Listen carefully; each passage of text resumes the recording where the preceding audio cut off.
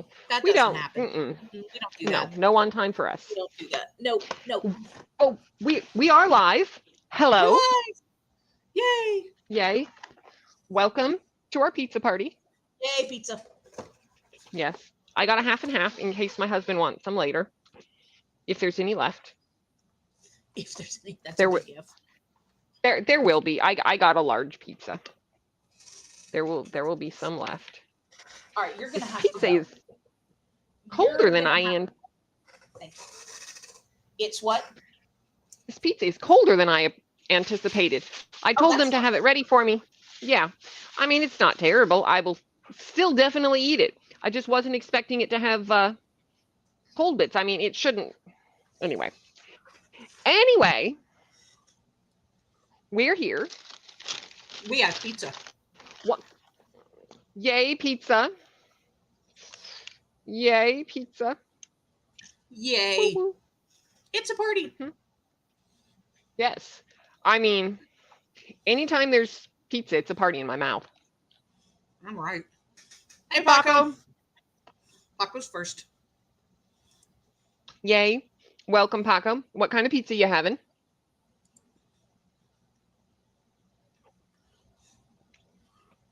I know, it's been ages. Kind of feel like I haven't seen you in just years. Hello, person. Hey, person. I mean, Paco was starting to think you were trying to avoid him, honestly. I was.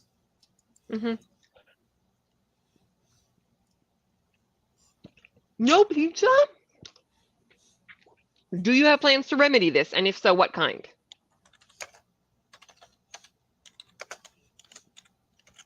Hey, Lynn, what's up? Hey, Lynn.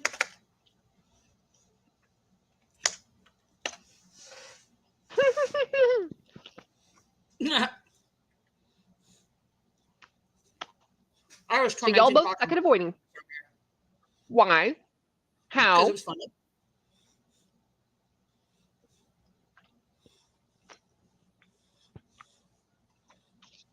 Because it was funny. I would ask what you did to torment poor innocent Paco, but we don't know any poor innocent Pacos, so. No, if we knew a poor innocent Paco, that would be one thing, but you can go elsewhere. You're not having any of this.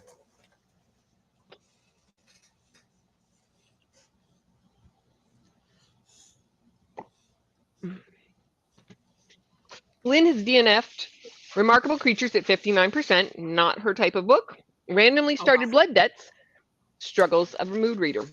Right? I feel that. You're like, this is going to be so good. Nope, never mind. Never mind. All right. Blood Debts. Go on. Paco's making peculiar claims over here. Angelic my ass.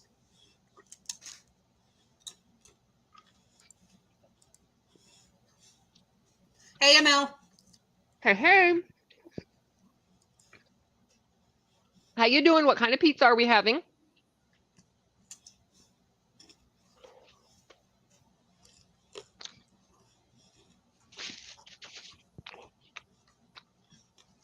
Hey, Allie, how are you? Hey, Allie. Frozen pizza is better than no pizza. Exactly. I'm in favor. We are not here to judge. We just want to hear what kind of deliciousness will be going in your mouth. Exactly. That's what she said. Okay. Personal frozen Trader Joe's cheese with added veggies. All right. I don't think I've tried Trader Joe's pizza. Is it good? I mean, I'm assuming it is. Otherwise, you wouldn't be buying it.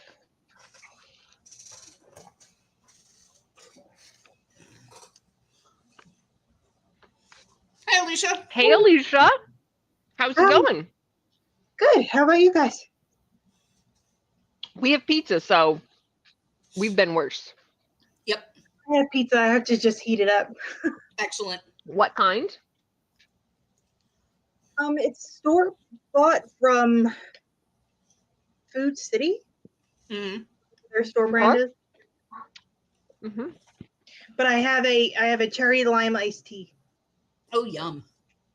That sounds delicious. But it's 95 degrees out. And I feel like I'm melting. Yeah, it's warm. That's terrible.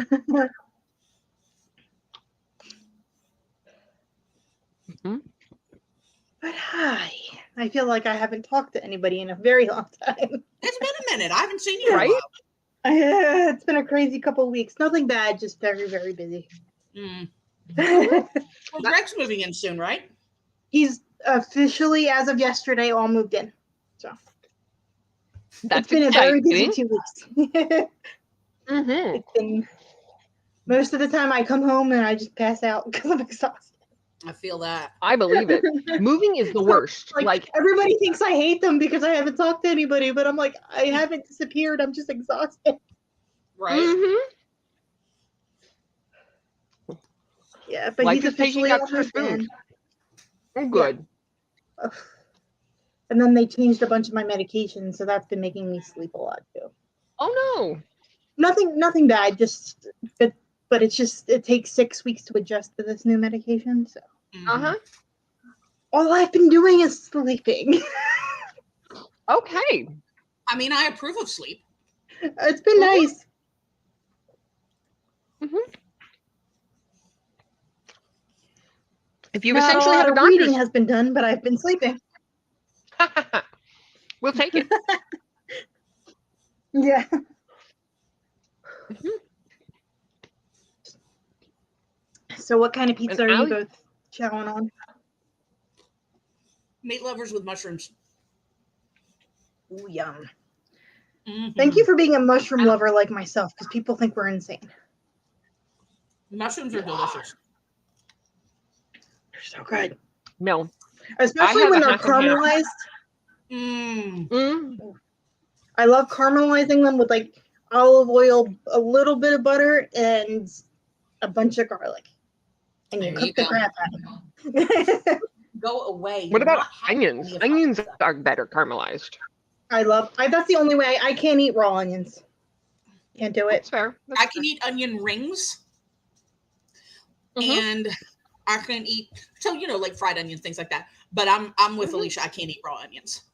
I can't do it. The only Mhm. time I can is if they're like super, super, super small. Mm. Like I can't do the Mhm. big chunk of onion, like especially if I have like a job interview or something. You don't want to be smelling like an onion at a job interview. Right. So I'm like, I don't want to do that. Mm-mm. Yeah. I could go for a caramelized onion, but no mushrooms. My favorite. This is totally gonna gross you out, Christine, but we had a panini press machine at my university, and Mhm. they used to it was called the diner. It wasn't a diner, but that's what they called it. Mm. And they would only be open from like 10 p.m. to 2 a.m. It would be a panini that was caramelized mushrooms, caramelized onions, and fresh mozzarella with a little bit of balsamic vinegar, and it was the greatest thing ever. And I've never been able to recreate it, even though it's the simplest thing. I've never been able to recreate it. I get something that tastes similar, but not the same. I don't know why, Mhm. but it's so good. It was like Interesting. the reason I gained 15 pounds in college. We approve. Yep. Mhm. Hey, Audrey. Hey, Audrey. Allie is Allie, going to have a everybody personal read. Yeah. Allie's going to have a personal one from Target that has roasted veggies. Yum. Busy with work, traveling went off. That's good. Hopefully traveling to see all the wonderful sights of California. And Allie Still, I looks haven't like gone out there yet. I need one to, of these days. One of these Yeah. days you must. I'm trying to see if I can come with my dad, because my dad's company is technically based out near you. Hmm. That would be fun. Christine, and they only have a bakery in California and a bakery in New Jersey, and Mm. yeah, so Mhm. once a year my dad has to go out there. So I'm like, Dad, can I bum a ride so I can just not bother you, and you can go to work meetings, and I could just hang out with book people. I'm Right? trying. That would be fun. Oh yeah, ML went and saw. They went and saw their favorite soccer team play, and Ooh, I love soccer. ML got a picture of her favorite player. Who's your favorite player, if you don't mind me asking? Ooh. Let me tell you something. ML shared that picture with me, and I went, whew.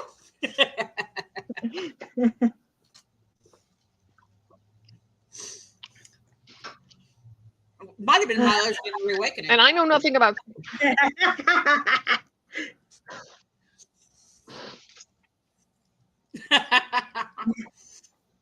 Christine's like, no comment.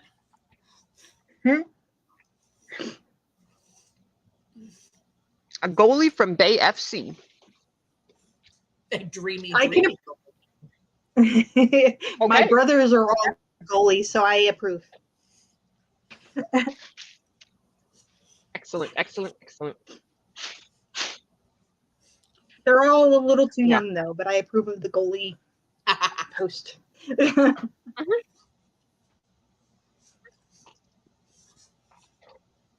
You don't have to hide, hon. Hey, Greg. Okay. Hey, Greg. He's playing his game, so he'll be happy in the Everybody said hi. I'm sorry if you. So that's fair. Caleb doesn't want to be. All good. My wash is All going good. off. Caleb doesn't want to come on either.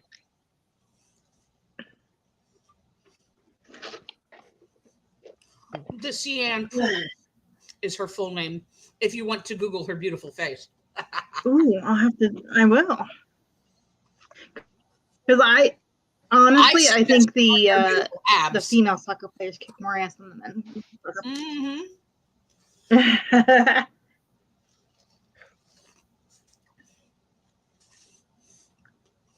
I'm trying. That's a name I haven't heard before. I'm definitely gonna Google. A Canadian soccer player who plays as a goalkeeper for American club Bay FC in the NWSL on the Canadian national team. Wow. Cool. Wow. Okay, I see it. I love you. All right. Did you see the abs? Not yet. I'm getting there. I'm getting there. Look. Like I said, that might have been my lesbian reawakening.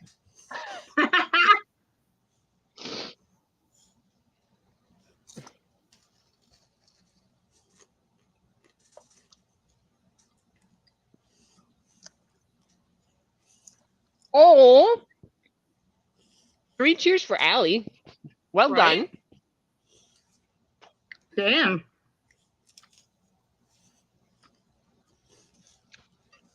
I would give my right arm for it to have abs like that. Jeez. Tell me about it.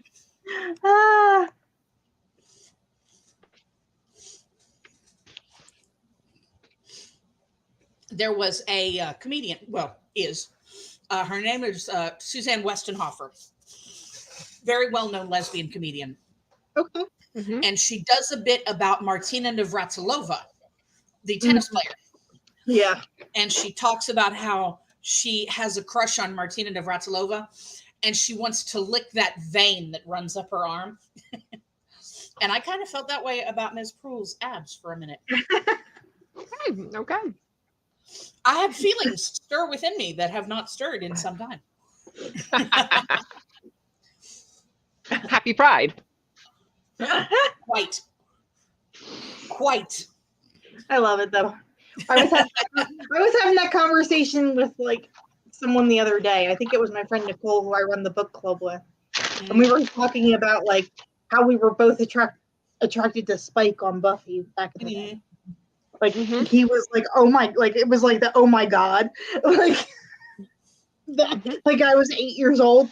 I'm like, he's pretty. That doesn't seem like an 8-year-old reaction. I was a weird kid. You were just an early bloomer. Okay, there we go. There we go. That's fair. That's fair. Maybe that's because I'm the oldest of my whole family crew. I don't know. Yeah, I don't know. There you go. Well, 11 when I had my first celebrity crush. So it's not that much of a stretch. I'm actually going to meet my first celebrity. I'm not going to meet James Marsters, but I'm going to meet one of my celebrity crushes in August. Do tell. Okay. I'm assuming we've all seen the movie Titanic. Oh yeah. So you know the guy who plays like the dickhead fiance? Uh-huh. Him. Oh. I've had a crush on him since I was 7. His name is Billy Zane. Now he's in a biopic. He's playing Marlon Brando, one of my favorite actors, in a new biopic. Okay. Oh, cool. And I've had a crush on that man since I was 7 years old. And I just told Greg, I'm like, if I turn purple, you understand why. I'm like, don't judge me. Don't judge me. I won't be a creep to the man's face, but I might have a meltdown afterwards. Okay.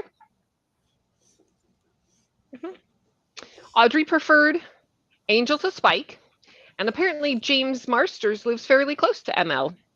Oh wow. James Marsters is a very nice man. My friends run a Buffy 90s queer podcast. Mm-hmm. And he does a lot of interviews with them, and he's a genuine human.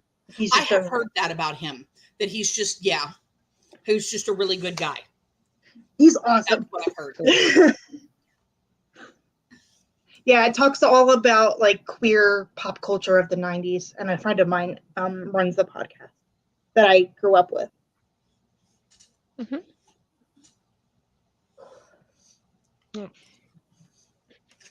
Yeah, he called me and had a panic attack. He's like, "We're gonna interview Spike." I'm like, "James Marsters?" Like, nice, no way. Nice. You're gonna what? I'm like, that's awesome. Indeed. Like, he doesn't even listen to audiobooks. I'm like, dude, he does so many audiobooks now. Like, he doesn't really do acting that much. He does mainly audiobooks now. Amber Benson does audiobooks too. Really? Mm-hmm. I have a book. I have the neatest book. I don't remember the name of it, but I'll look it up if you want me to. And it's the main character's gender is never revealed. Okay. Interesting. So you can get 2 different versions of it. You can get one version that's narrated by Will Wheaton, or you can get one version that's narrated by Amber Benson, because you don't know the gender of because it's gender neutral. Mm-hmm. Okay. Ooh, right. I like that. Where's my phone? The podcast is called Slayer Fest 98.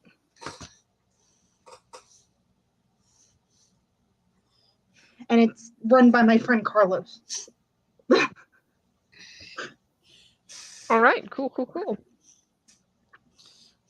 So if you want 90s nostalgia, he's your person. Yay.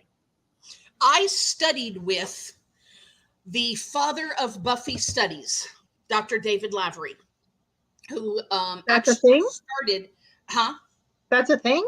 Yep. Buffy study? I mean, that's awesome. I've just never heard of it. Yeah, he actually wrote, he wrote either 3 or 4 books about Joss Whedon. Academic texts. Now, okay. Yeah. Joss Whedon. But he wrote either 3 or 4 books about Joss Whedon, and he did Buffy studies conferences every summer. Okay. Before he died. That's cool.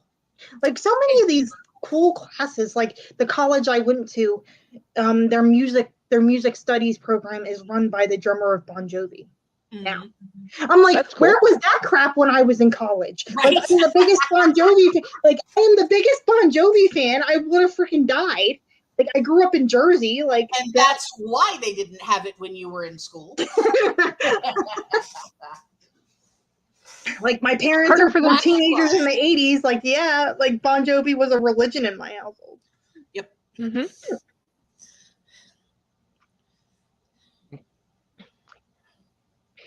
Hey, Kiana.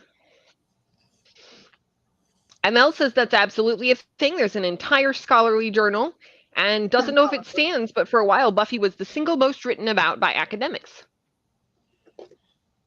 That's cool. ML wants to know more about this. The podcast? Or the Buffy studies. Oh, okay. About Dr. Lavery. Yeah. And they also have I've got some kind of a lag. I knew him. Yes, he has since passed. But yeah, I studied with him. That's so cool. He ran the English program at MTSU. Okay. Or the graduate program. I was good. Yeah. Yeah. Yeah. And if you can't find the podcast on your podcast listening app of choice, they also have a YouTube channel, so you can watch the podcast live. There you go. They did a whole breakdown of X-Men '97, so like, don't watch them unless you want spoilers. They did a whole breakdown. That is good to know. And they're trying to get Grady Hendrix on the podcast. That's cool.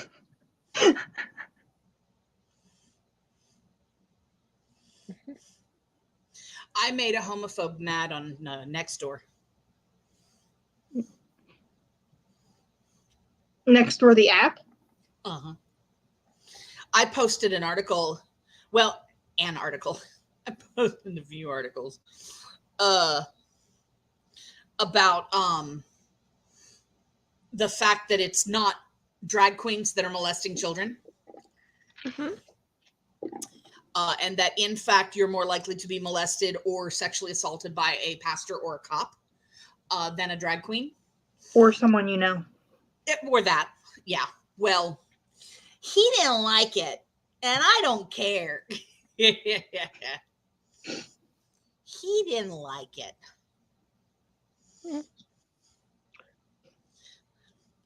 Kiana probably doesn't like being stuck in a training. Probably not. No, I'm sorry, Kiana. I'm in solidarity and sending all the positive vibes because being stuck in training sucks. It does. It does. So what's everybody been reading? Because I've been like so out of the loop lately with everything. Mm-hmm. I recently finished. No. Oh, go ahead. No, you go. I definitely have one of us at least has a lag. It's probably me, but there's definitely a lag going on here. It could be all of us. It could be. It could be. Our awesomeness has just broken the internet. Yes. Mm-hmm. But yeah, I just finished the 7th Lady Harley by Diane Freeman, an art lover's guide to Paris and murder, which comes out a week from today. Yeah, I am right. She has awesome titles. The titles are great. Mm-hmm. She also has an awesome audiobook narrator, Sarah Zimmerman. So yes, I have not seen it available for pre-order yet, but I am sure that it is coming. I just don't know. I've only ever listened to the audio, and the audios are fantastic. Yeah. Yep. Yeah. I really, really like the audiobook of it. Yeah,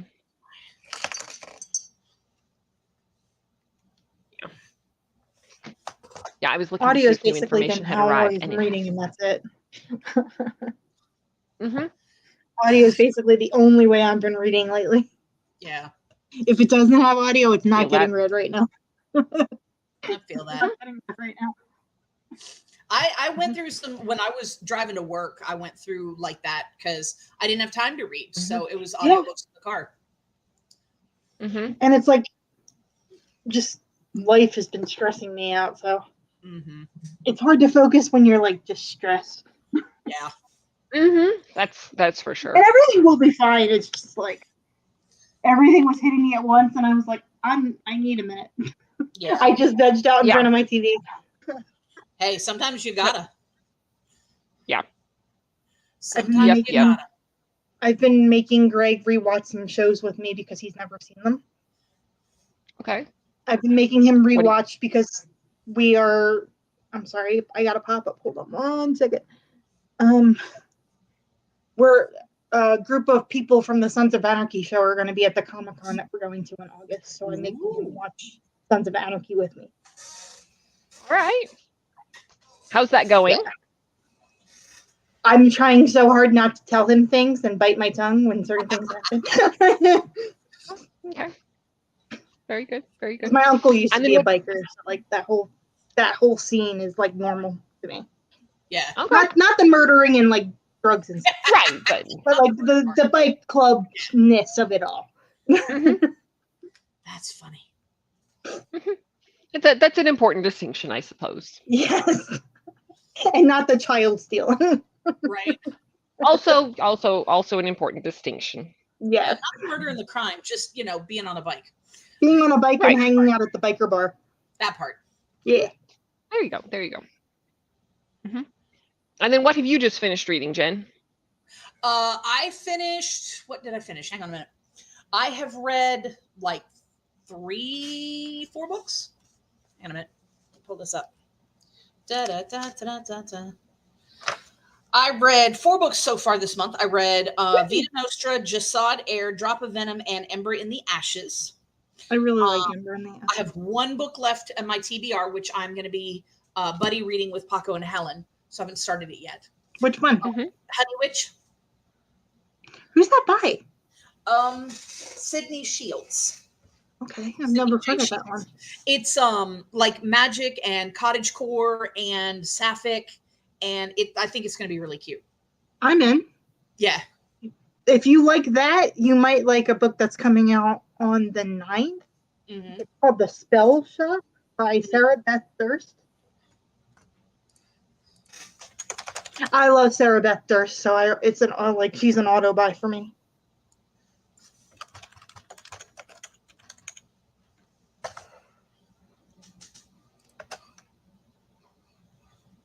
The Spell Shop. Then the cover's so cute.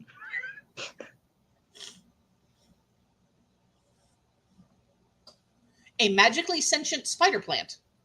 Yes. This is her foray into coziness.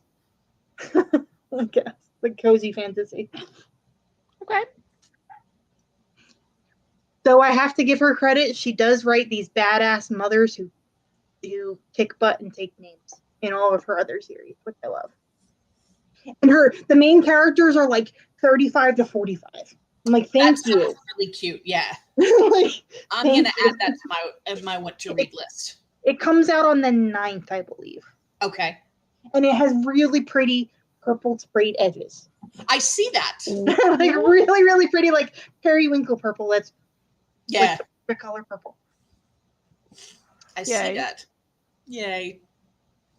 So I'm reading right now, an arc of an indie pub called Reboot, which it's kind of a horror. It's like Groundhog Day, the movie. I love Groundhog Day. Lears. Okay. Yeah, it's really creepy. But it's pretty good, actually. It's not anything that I would ordinarily read, but I picked it up as a favor to the author. Nice. It's in one of my Discords, and I was like, yeah, I'll read it. So You'll have to let me know how you think about it, because I've been like in my horror genre lately. yeah, I've check been it like out. in my horror bag. It's on Kindle Unlimited right now. Cool. So yeah, check it out. So it's officially out? I'm about a third of the way into it, and it's really interesting. It is out. It came out like 2 days ago. Okay, cool. So I will definitely check it out. yeah, do that. Mm-hmm. Yep. It's called Reboot, and it's by Malara Dark. I'm assuming that's a pet name. I'm assuming that's a pet name. Yeah, most likely, yeah. Mm-hmm. Hello, Solly Jolly. And Hey, hello, hey. Amy. Hey, how's it Hi, going? Amy. Mediterranean Pizza and Bridgerton season 3. Okay. I hope you enjoy both. Bridgerton is, but I love the couple that's being focused on this season. So that's my Isn't it favorite. a queer couple this season? And that's why everybody's like all head up about it. Say that again? Isn't it a queer couple this season? Not this season, but possibly next season. Gotcha. Yeah, I was hearing everybody was all head up about it or something, and I was like, okay. They're making Benedict not maybe bisexual because he seems to like men and women. So okay, I approve. that's what it looks like to me, but I could be wrong. Yeah, we approve of bisexual rep, which I kind of approve of because his book kind of stinks in the series. It's not my favorite. He kind of plays like an a-hole, and he's not an a-hole, and I don't like it. Because they changed his character through in his book specifically to make him an a-hole, and I'm like, but he's not. He's a sweet cinnamon roll of a human. Don't make him an a-hole. Stop it. But I guess I just have a special place in my heart for it. Yeah, Amy says no spoilers, so no, there's no spoilers. Okay. No Excellent. Spoilers. I don't know anything about the show. That's what they're gonna go, but they're playing that. They're playing with it. Yeah. I only know what I've heard on like threads. I saw some posts where people were complaining because she's like not a size 2, and so but she's not a size 2 in the book either. Right. I mean, and that's why I'm just like, why are you complaining? They hired a age appropriate, like physically appropriate for what is described in the books person. So what is your issue? So yeah, like I said, she's over a size 10 and still looks gorgeous. Is that the problem? What?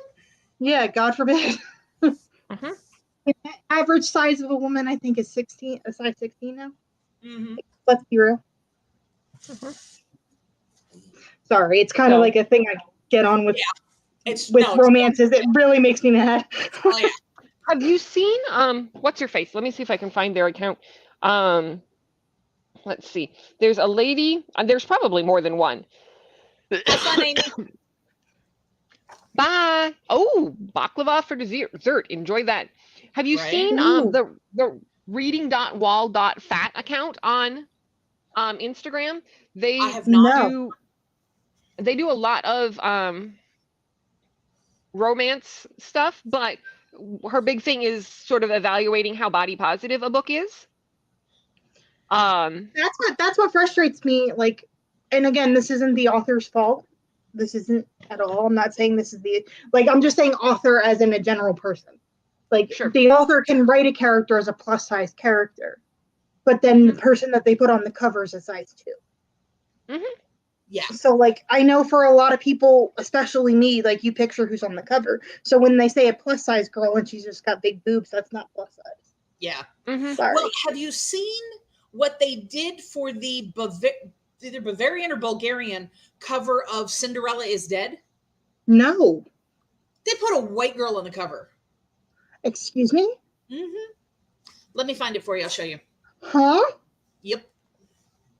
Where's my phone? I mean, I'm not going to lie to you. I prefer the UK cover because it's really pretty, but that's just me. But it still has a person of color on the cover. That's nuts. Well, Jen finds this. ML's pizza is hot and being eaten, and I want to know what people eat with their pizza. Like, do you do peppers? Do you do cheese? It depends on the do pizza for me. Yeah, it depends on the pizza. Like if it's a white pizza, like where they have no sauce, I'll use like dips and stuff. And people think I'm weird because I'll eat like I'm going into my Italian. I'm sorry. Ricotta, as most people say it, but in Italian you don't call it that, so it's just like habit. And people are like, "That's disgusting." I'm like, I can just eat it out of the carton. Like, it's just no pretty cover, but it looks like it belongs on like Alice in Wonderland. Yeah, it's kind of blurry, but I can definitely see that it is a very pale young lady. Yes, it is the Bulgarian cover. It's pretty, but it's not the cover. It shouldn't be the cover for the book at all. Yep. You'll be happy at this, Jen. I found a ranch to convert me to liking ranch. Oh. Oh. My mom's restaurant that she works at makes a homemade ranch. I can put that on anything. I don't like ranch. Like bottled ranch is disgusting to me. But this ranch, I can You gotta put find the right one. anything. I tell my mom, can you like bring it home in like a vat for me? Right. Like, so I can put it on everything. Yeah, restaurant ranch generally is better than bottle ranch. It's everything they make. I know because my mom works in the back. Everything they make at that specific restaurant is made. Yeah. Mm-hmm. Allie's eating. All right, her pizza. Allie's eating pizza.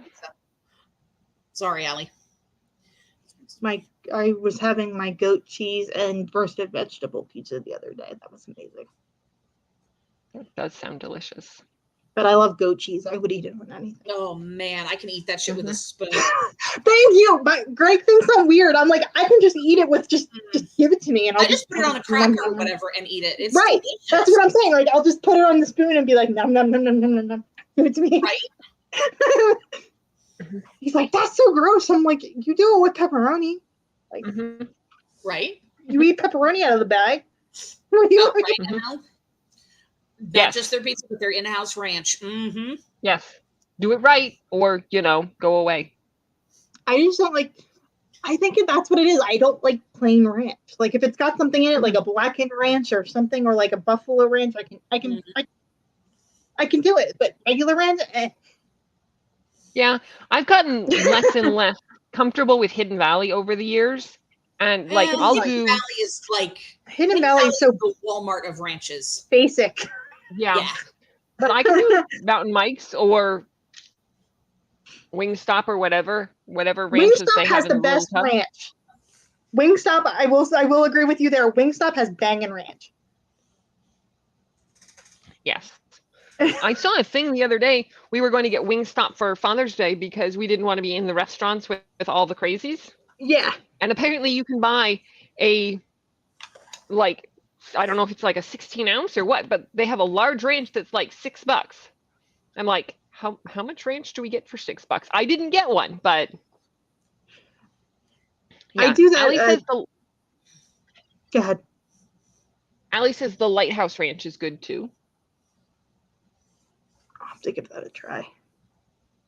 But I do the same thing with like there's a buffalo sauce that is only used at this certain restaurant that I grew up right down the street from my house. And because I'm not home as much, I don't eat it as often, but they do ship to my house. I'm like, yes. There we go. Anything. It's so good. I'm like, yay, thank you for shipping. Yes. So helpful. Yep. And what do we think is the appropriate drink to have with our pizza? Coke. Yes. Or Dr. Pepper. Or Sprite. I like a good Sprite. ML says it's not shelf stable, which seems right. But yeah, the Mountain Mike's across the street from me has a local cream soda, which is really good. Ooh. That sounds amazing. I love cream soda in general. But like... Yep. Yeah, I took it to go. I was like, do you sell that in like a 2 liter so I can take some with me? And they were like, no, we can sell you like Sprite. I'm like, no. I don't want that though. Don't want Sprite. That was my dad and my mom. Lemonade. Lemonade's good. Yeah. Yes. Particularly if it's fruit lemonade. I will do a blueberry lemonade, a strawberry lemonade, raspberry lemonade. Yeah. Not generic pink lemonade. I want it to be real lemons. I need to learn how to make real lemonade because I love lemonade. It's not difficult. It's really not difficult. You get like 3/4 cups of lemon juice and between a cup and a cup and a half of sugar, depending on how sweet you want it, and about 7 cups of 7 cups of water, not 7 cups of sugar, 7 cups of water. Very sweet lemonade. You go with the that's like lemon that's like the sweet tea down here. I'm just like, oh god, that's a lot of sweet. Yeah, it's really more like lemon sugar that you just shovel in your mouth. Yes. Yeah. No. You do the sugar and the lemon juice and a little bit of the water and just mix it until it's mostly not gritty, and then you add in the rest of the water. Refrigerate it for a while. Give it a try. If you're gonna go with putting it over ice, then you're obviously going to want to add a little less water Yeah. or more lemon juice and sugar so that it doesn't get too diluted, because I do not like diluted lemonade. No, I don't But- like diluted anything. That's why, Right. like, I try to make like coffee ice cubes when I'm having iced coffee because watered down coffee is disgusting.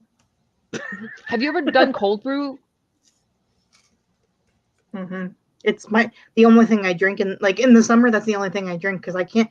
I call my dad. I lovingly call my father. Like I'm like, you must be a serial killer because he could drink. It could be like 110 degrees and he'll sit there. He'll sit outside with a hot cup of coffee. I'm like, I'd be dying. I can't do it. Like, but my brother's the same way too. Like my brother works on heaters for a living, big heating systems for a living, and he'll be in a boiler room with hot cups of coffee. I'm like, why?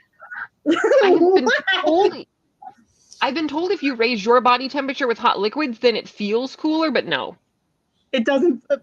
I've been told that too, and I'm like, but it doesn't feel good when I'm hot. Yeah. Allie says beer, and if we are talking about the right kind of beer, I will agree with that. I almost went and got Cali Squeeze with this, but I didn't. I've been trying to get into beer. I'm trying. I mean, you don't have to. I don't like IPA. You know, I can't do IPAs. They're nasty. try. The thing I don't know. beer to me is if you have to try to like it because it's not good, train yourself to like it. Why? Drink things that taste good. There are I drink good. fruit wine. That's what I drink. Have you tried Lindemans? I've never even heard of it. It is, them. I believe, technically beer. It feels like it's a cross between wine and beer. But they do a raspberry lambic. Belgian, Framboise? No, that's the word for raspberry. The lambic? Lambic, thank you. It's a Belgian lambic. And they make raspberry, apple, peach, black cherry. Strawberry. The raspberry sounds like my strawberry. speed. I've never had the strawberry. The raspberry sounds like it would be my speed. It is delicious. It is delicious. I like raspberry. It's good. Mm-hmm. You can get it usually at Bevmo or BJ's. These are things we don't have. Yeah, we don't have that here. Oh. I could have sworn that we tried it for the first time at a BJ's brew house. Oh, yeah, BJ's brew house. Yeah, I thought you meant like BJ's like Costco. No, Oh, no. Sorry. Okay. No. Well, we definitely don't have Bevmo out here. Yeah. Yeah, we don't have Bevmo. But no, anyway, but you can if you want keep it on tap at BJ's brew house. And if you Google, you can find different places that have it. Okay. Yeah. But it's good. I feel like the fruit Hefeweizens are generally fairly light, or a fruity wheat beer. And not that it requires learning to acquire the taste, but you just figure out which ones you can drink pleasantly. I mean, obviously, if you don't find what that you like, drink something else. See, I'm weird. I like when my dad goes back and forth to Ireland for work, and he brings home actual Guinness, like not American Guinness, like the good Guinness. I can drink that all day. Yeah. Because that's like it makes our Guinness taste like dishwater. Yeah, and sometimes that's the thing. If you can find a local brewery who knows what they have locally and they can make it well, that's going to be so much better than a lot of the stuff you find canned. I figured out, because I've tried different types of beer just to see if I liked it. I think I don't like the more hoppy beers or like IPAs. That's a no for me. But I like the fruit-based ones. Yeah, and everybody's got their own thing. I won't do stouts. I will almost never do sours. It's just you say beer and it sounds like one thing, but it's such a variety. Yeah. So I think that's why, because I had for lack of a better term, shit beer when I was a kid, younger, 21, because that's what you can afford, and it tastes like gross. I'm just that's disgusting. Yes. And yes, we But I must also go grew to up the brewery. around winemakers, so I'm kind of a wine snob more than a beer person. There you go. Whereas I have not done a very good job about finding the wines that I like. I mean, I've had a couple Help of you there. dessert wines that For aren't sure. terrible, but like I live not like next to Napa, but I live within driving distance of Napa. That seems, terrible to not be a wine person. And yet here I am. I I'm will like, go to Napa once, at least once. Because I used to work. I worked public relations in the public relations department of the Wine Growers Association of New Jersey. Ooh. That oh, cool. was the best job ever because I got paid in cash and extra cases of wine that they couldn't get rid of. They were like, "You want it?" I was like, I was Hell yeah. 21 and in college. Of course, I want free wine. I was like, "Yeah, Hell yeah, I want that. Mm-hmm. wine I don't have to pay for, and I just turned 21. Sign me up." Free alcohol? Yeah. There you go. There you go. And ML says that the brewery that makes Cali Squeeze is only like 2 hours away. You're in California, right, Emma? Too? Yes. We are not discussing the location within California, but yes, ML is no, also yeah. in Just the California. state. Just the Cali's state. big. Mm-hmm. No, I was just saying I'm not going to confirm anything else, but No. Yeah, we're not going to dox ML and Allie. yeah. We like our friends. We like to keep them. We like them to be safe Yeah. and feel welcome coming back. Right. No doubt. I'll have to message you if I come back out there at some point. Because I would like to. Yeah. Because my dad will That'd be be in fun. business meetings all day if I can talk my dad into letting me come with him. There you go. Mm-hmm. Yeah, and Paco's not super far from me either. And I don't know how far you are from Princess. I think you're further from Princess. I think Princess is substantially further south, but I don't know that with certainty. It's the same with New Jersey, even though Jersey's smaller than California. There's parts of Jersey I've never been to in my whole entire life, even though I grew up Mhm. there. Yeah. Like Jersey has such small, Well, different towns. Mm-hmm. Yeah, and California is so big that, from tip to tip, it's something like the equivalent of New York City to Miami. So, Yeah. we can say Yeah. we're in Same thing with, California. That means, when my brother lived in Texas, he could spend 24 hours and still be driving in Texas. Yeah. Like, it was nuts. Oh yeah, Texas is huge. Like, my brother Yeah. lived in Austin for a couple of years, and he was like, "Yeah, I've been driving 30 hours and I'm still in Texas." I'm like, yeah. And the funny thing is that Alaska is so large that if you split Alaska in half, it would still be the first and second largest states ahead of Texas. mhm. Yep. My dad worked in Alaska for 2 years. Oh, really? He hated it. Oh, He said it was gorgeous. It was just like, he worked on a small island that was connected to Alaska. It's part of Alaska, but like everything has to be shipped in by plane. It's like a whole thing. oh, And it was just like, my dad was there for 2 years and he's like, "I don't care how much money they offer me, I'm coming home." I'm like, all right. that's fair. That's completely fair. I mean, Yeah, he said he something- liked the work. It was just, my dad doesn't do well if there's not sunlight. And with the way Alaska is with the dark, Right. and yeah. Yeah. There is a reason why Alaska has such high levels of depression. Because Yeah. a lot of And people then- don't do well with no sunlight. I mean, it looks gorgeous to visit. I don't think I could live there. Mm-mm. Yeah. We loved visiting, but I agree. I It's think that it beautiful. would be really, really difficult to live there for years on end. Yeah, my brother worked there for a summer. And my dad worked there for a year and a half, 2 years. Mm-hmm. And he said he would never do it again. Mm. And it was so hard with the time difference. Like, when something happened with like the house and I was watching the house, I didn't know what time to call my dad with the time difference. The one time, because something happened to our dog, and I called my dad like crying, and it was like 2 a.m. there, and I'm like, I don't know, it's 9 p.m. here. Why is it? I don't know. Mm-hmm. Like, I'm calling you because I don't know who else to freaking call. Right. Like, what to do? And you were old. The worst was, that was my last year of college, and because my dad technically worked out of state from where I went to college, they were trying to deny my my FAFSA. Great. Yeah, so they didn't cover my schooling until a month before I graduated. That figures. Wow. That was a great year of my life.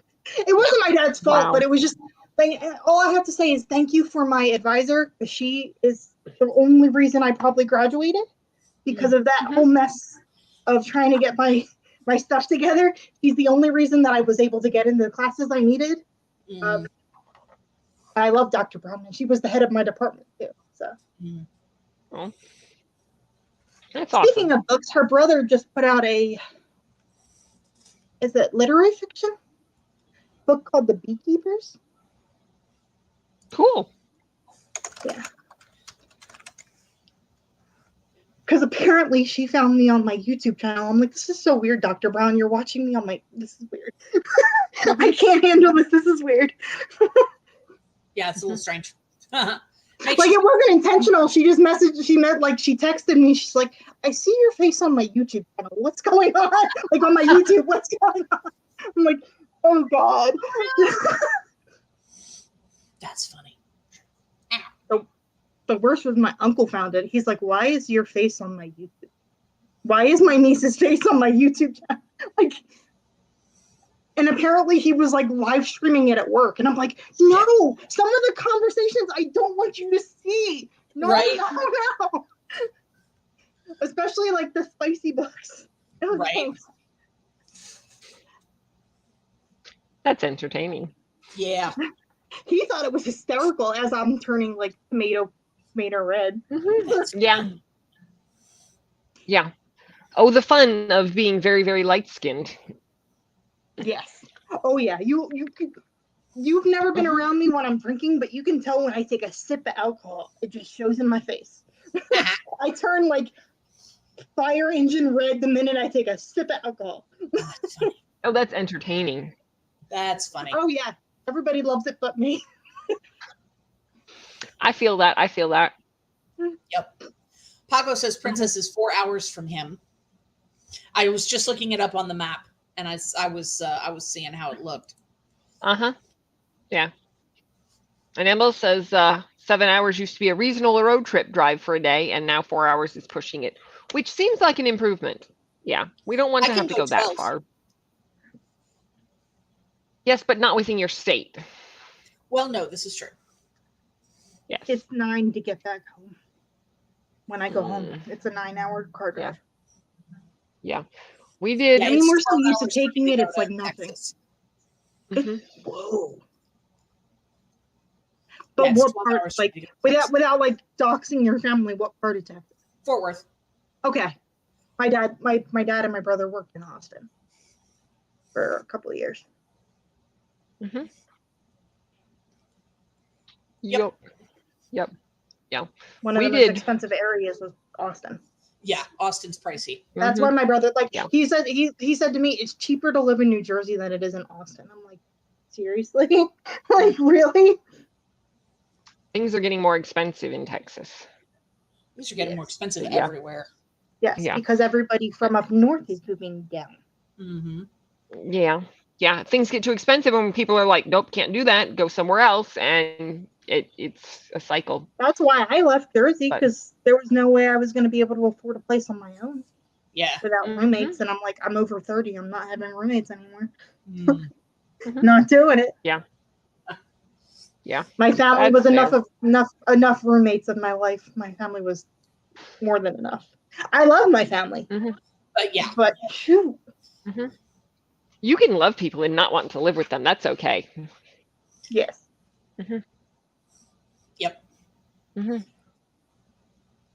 Yep. And we can all do longer drives. It's just like ML said, it's not pleasant. Yeah, no, it's not pleasant. But it's so funny. You can get in the habit of driving so much that it doesn't bother you. Yeah. Like before I moved here, a 9-hour car drive is like, oh my goodness. I'm like, that's one day of driving and I'm home and at my dad's house.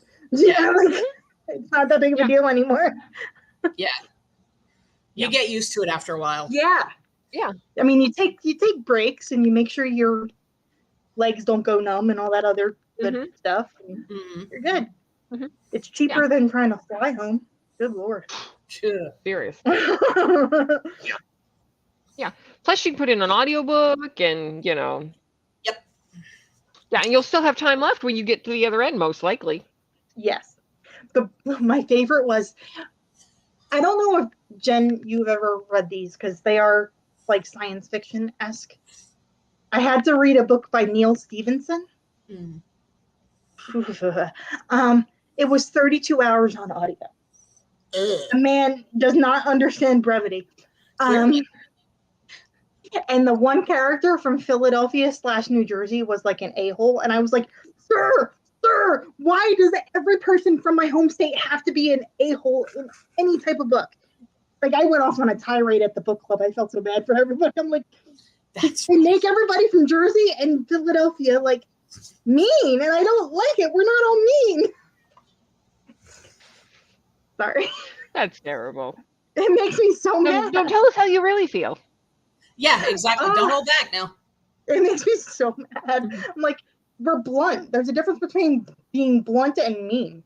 Mm-hmm. Yeah, We're there blunt. is. There is. That's Have it. you seen these threads going around? People are asking, like, how do you tell people when it's time to leave your house after they visited? You know, Yes, without I love them. without rudely telling them. And like the majority of comments are just nice ways to tell them, because honestly, most of us would just like you to tell us, like, okay, you want me to leave now? Tell me. I'm not trying to overstay my welcome. And My favorite, my mom would always do, I'm about to clean now. And everybody would be like, out. Like if it was a dinner party or whatever, if my mom was starting to clean up the dishes, everybody would be mad. My mom wouldn't even say anything. Mom would be like, I'm tired. I'm starting to clean. And then, Yeah, no, I went to a thing, I don't know, I think it was last month. And there was like a time on the invitation, time 1 to time 2. And so time 2 shows up and I'm like, well, I should be getting out of here. And they're like, oh, well, no, you don't have to go. And I'm like, the invitation said. I'm like, well, how about if I help you clean up and then I'll go? Because like, I don't want to just like hang out indefinitely until everybody's been sick of us. Right. Mm-hmm. Said our daughter just goes to bed. We had a small can group. I be We had friends a college. with your daughter? Like, that sounds amazing. Just go to bed. Right. I'm out. You guys can have fun. I can go to sleep now. Yeah. We had a small group, and some folks, would stay late, and one of the guys would just, come out in his flannel pajamas or whatever and be like, so it's late. I'm getting ready to go to bed. Y'all don't have to leave, but I'm getting ready for bed. I think that's partially why my parents always wanted to have the parties at their house, so they can just don't have to go anywhere. Yeah. And I'm starting to reach that point in my like adulting. I'm like, I'd rather have it here than have to go somewhere. I mean, yeah, but I don't want a bunch of people in my house either. Yeah, that too. I'm just like, you're not in my house unless I know you. Yeah. You're not doing that. In 2024, that's not happening. Somebody said they had a playlist of songs that were basically everybody leave, and you just start playing awesome. I don't remember what it was, but it was like, there you go. That stuff. Good night, ladies. You don't have to go home, but you can't stay here. Oh, how many times I used to hang out at a bar and that would be playing. Oh my God. Back when I used to party. Now I don't anymore. I have 2 glasses of wine and I'm done. Yep. But you get to enjoy those glasses with a good book, so I feel like life has improved. In my house under a blanket, it's perfect. Right? Exactly. Yes. We have learned what are the real fun things in life, not just the things they tell us will be entertaining. Exactly. It's so funny because all you want to do when you're younger is leave the house. And then you get older and you're just like, all I want to do is stay in my house because I pay the bills. And we have figured out that we can now have our own houses without the people we're trying to get away from in them. Right. Which I feel like is a key portion of this. It's funny though. I just found out a good friend of mine moved to Knoxville for work. So like from college. So like we've known each other since we were like 20. And I was like, she's like, no way, you live in Tennessee. I'm like, yeah. And she goes, "We're going to have to get lunch." I'm like, "Absolutely." Like, I haven't seen you in like 6 Right. years, but why not? Like, of Mhm. course. I can't tell you how many Absolutely. people from my hometown I've run into since I moved to Tennessee. It's so That's weird. Really? I'm like, That's "What fun. are you doing here?" I Like, live here. What are you doing here? like a guy who's known me since I was 2 recently moved down here, and he was friends with my dad, and I ran into him at the Home Depot. That, Oh, I cool. literally was like, what are you doing here? He's like, "I haven't seen you since you're up." I'm like, "Yeah. I don't look the same anymore. I'm not little. right? I'm officially an adult." For better or worse. Yes. Right. For worse, Mhm. because we have to Too much adult now. sand on my pizza. We have Nope. to adult now and pay bills and Yes. adulting. But we can buy as much pizza as we want, as much as our Yes. bank accounts will allow. Yeah, well, yeah. And books. Mhm. I mean, And less yes. and less now because books have gotten ridiculous. I pre-ordered one of my friend's books that's coming out in November, and it's $34. Holy And crap. I almost fell off my chair. Like, I'm gonna support her no matter what, but $34? I mean, like, I know because it's traditionally published. It's not, the pricing isn't on her, but like, my goodness. It's still, Just that better be a the damn good book. prices. Yeah. No, it's crazy. More and more, I am grateful for my tax dollars that work in my local library. True Yes. story. Yeah. I am But it's also so grateful hard for when your it's a brand new book that you really want to read because the wait times are so long. That's my biggest problem. That's What's why your I biggest love problem? that. Like, when it's a newer book and you really want to read it, and there's like an 8-month wait. Mhm. You're just like, Well, darn it. when that happens, hit me up. I've now got 12 California library cards. Oh, you're the girl with the special numbers. That's good to know. Yes. I don't share out all the library card numbers because I feel like that gets confusing. Like, did I put a hold on that? Did somebody else put a hold on it? But I will absolutely look and see if any of my libraries have something. And you can always share the little link of the Amazon fulfillment for 3 weeks. So I'm happy to share Sweet. my Good to my know. 12 California library cards. I think that happens with Jen and I think that happens with Jen and I. I'm like, did Jen put this on hold or did I put it? I'm like, I don't know. I don't want to hit suspend hold if it's not my hold. Right. Yeah, and I have shared mine out, my Nashville one.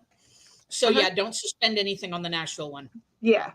Yeah. The only ones you gotta that be I really, really sure. Like, I push back are the ones that I know that I put on there. Yeah. So it gets complicated. You know, I saw everybody changing them and I was like, oh, that's cool.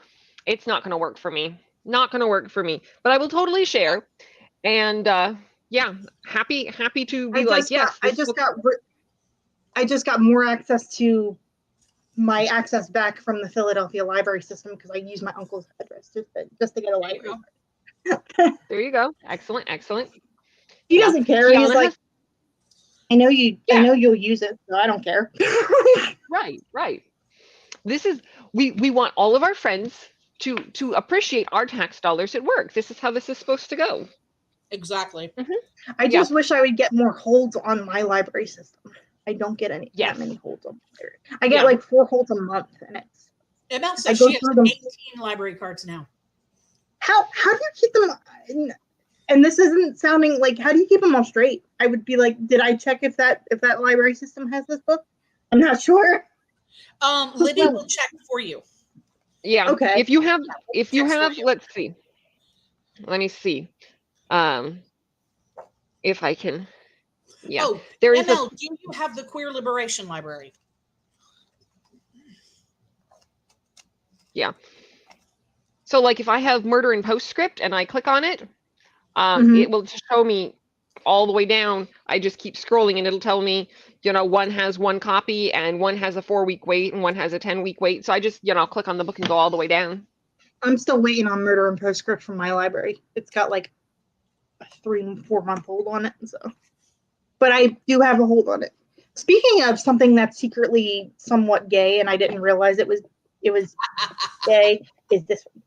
And it's great. It's just, I was just like, oh, that popped up out of nowhere. Okay, cool. Right. Not to be gay. Yeah. But this is ML? heavy. You have to make sure you're in the right brain space for this. It's heavy. Okay, fair. ML, I'm going to need all of your secrets to collecting 18. Oh no, no. I just have some friends that give me their library card access. That helps too. Pizza. The cat is sitting on the pizza box now. Uh-oh. Well, no more pizza for you. Yeah, I hate when you can't figure out all of that. Okay, that's Now I see why you were anonymous online, ML. It makes everything's falling into place. Everything's falling into place.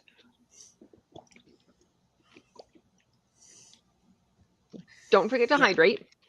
I have the Broward County Library. You can get a card there regardless of where you live. I have the, hang on a minute, I'm going to tell you because. Do you have to pay for the one regardless of where you live? Not Broward County. Okay. Not Broward County and not Harris County. Harris County, Texas. You can get regardless of where you live. Okay.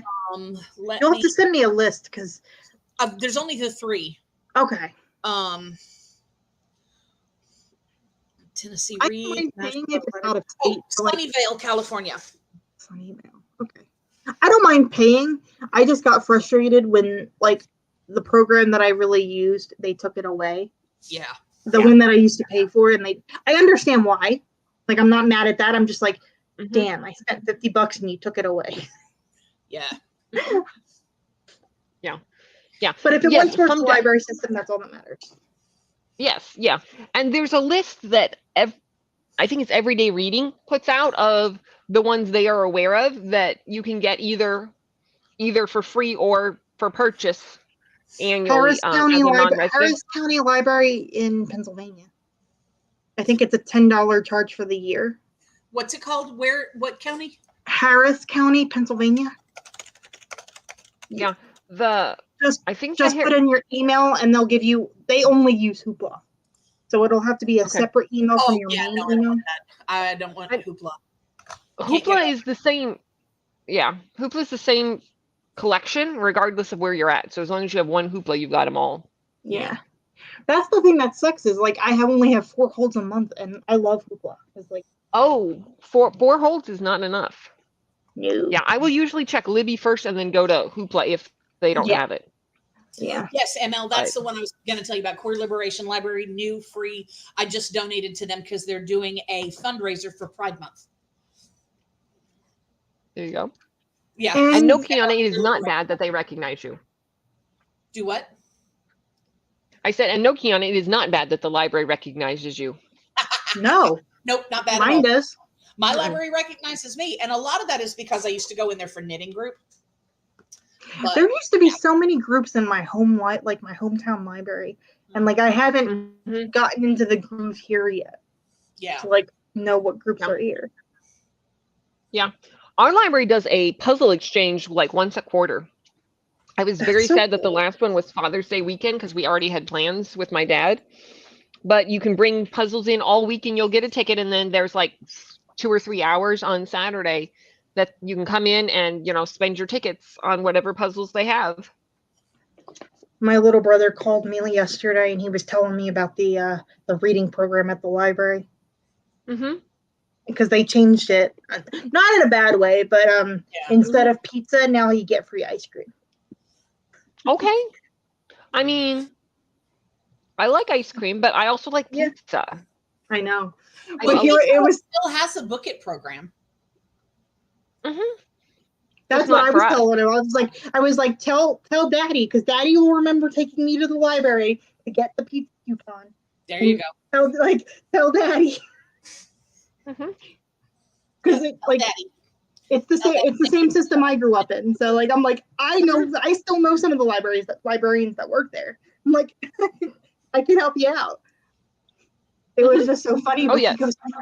He goes, Leisha, 2 of the books that are on my book reading list for the summer, you already got me for Christmas. So I'm already winning because I'm already done 2 of the 5 books I need to read for the summer. I was like, all right.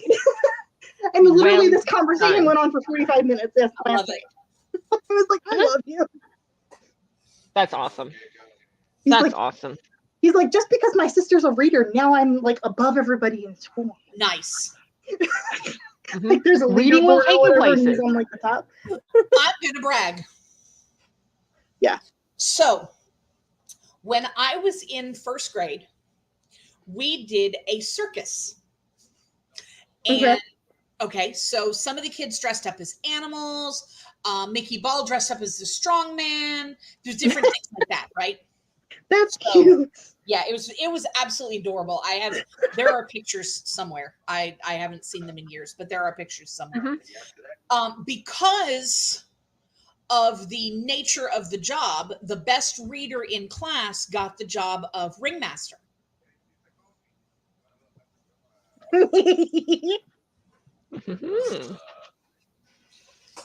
Excellent. I was also the first time that Mrs. Cornwell had a girl ringmaster. Well. Girls read like what women read more in general. I know. Like just statistically speaking. And this was in, wait, I'll tell you.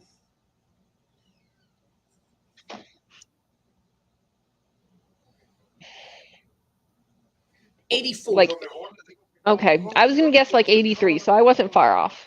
83, 84. I think it was 84. Yeah. My dad was a teenager. Wait. No, I may be wrong. Hang on a minute, because I would have been 5. So 7, 80, 1, 2. Yeah, 83. Yeah, 83, because I would have been 5. 1944 at UML.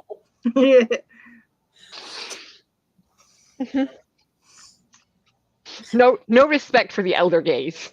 None. Absolutely no respect. It's just so funny to look at everybody's like yearbooks. Like I look at my grandmother's yearbook because she graduated in like 63 in high school. And they look like little old people, like with the bouffant hair and the like. I'm like, how? You look like you're 45. Yeah. Yeah. It's so weird, but you're 17, 18. What is this? Yeah. Yeah. But it's just weird to look at pictures like that and just like see my face, but with bouffant hair. Yeah. Like the fantastically bouffant hair. Yeah. It's deeply disturbing. I'm just like, oh, you look like you're 45. And you look younger when you were 45. That's really weird. It's interesting how styles can.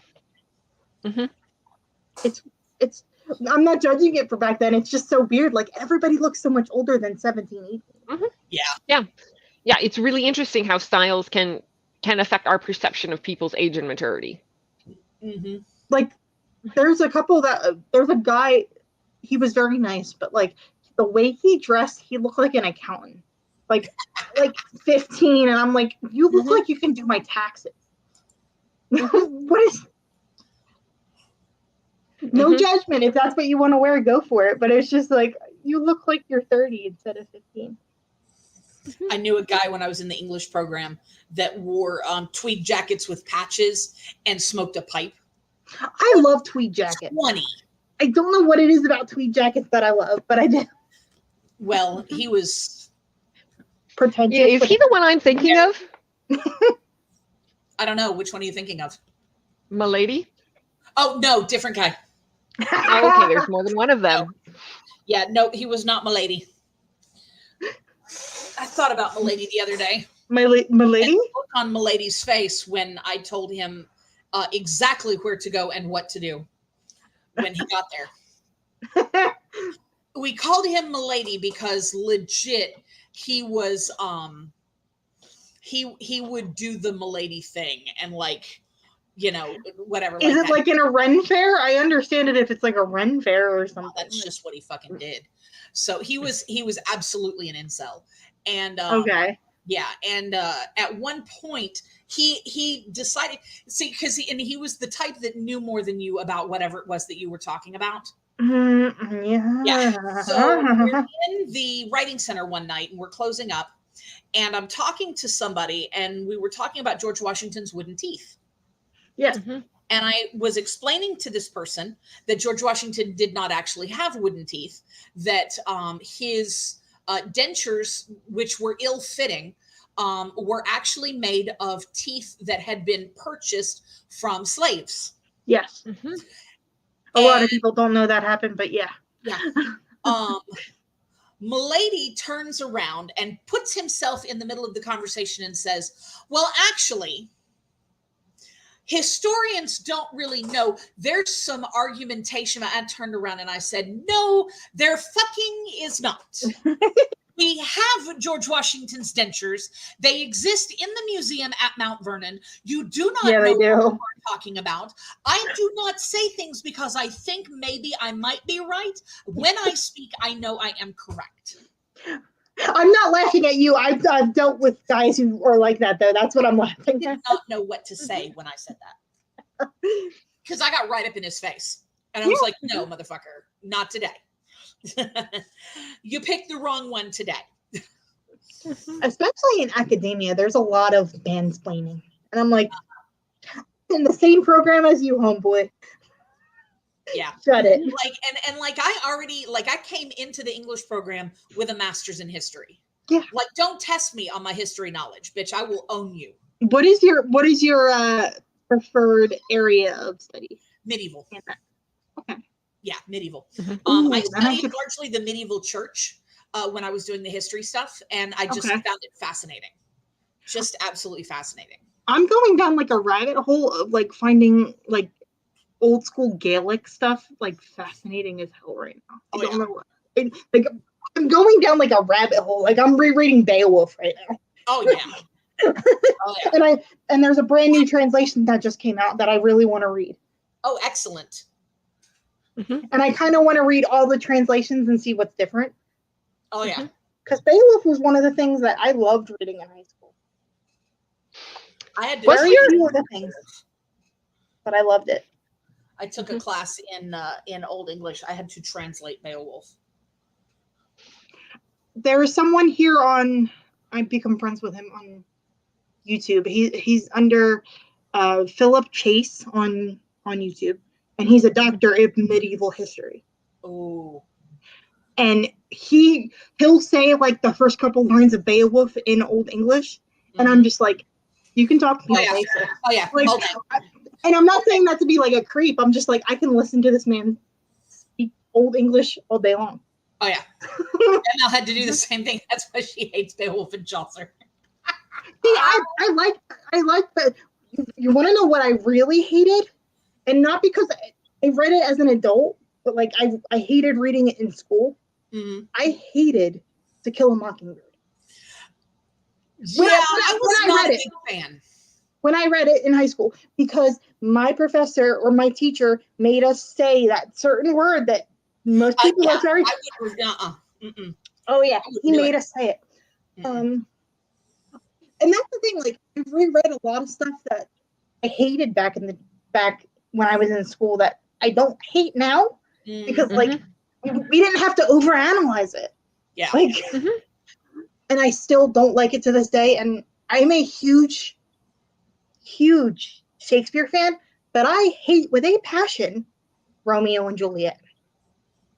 Hate it because we had to overanalyze it, and I just didn't care. Yeah. Why at 8 years old did we have to read that? Like I was like 11 when I had to read that. Why? That's way too young for that shit. There's so many, but I mean, I had to read Toni Morrison at 14. Nothing against Toni Morrison. I've met her. Yeah, no, she was still alive. But like at 14, that was Beloved was not. Yeah, no, I don't think that's. I don't think that's. I was not in college. Yes. Yeah. In high school, no. Yeah.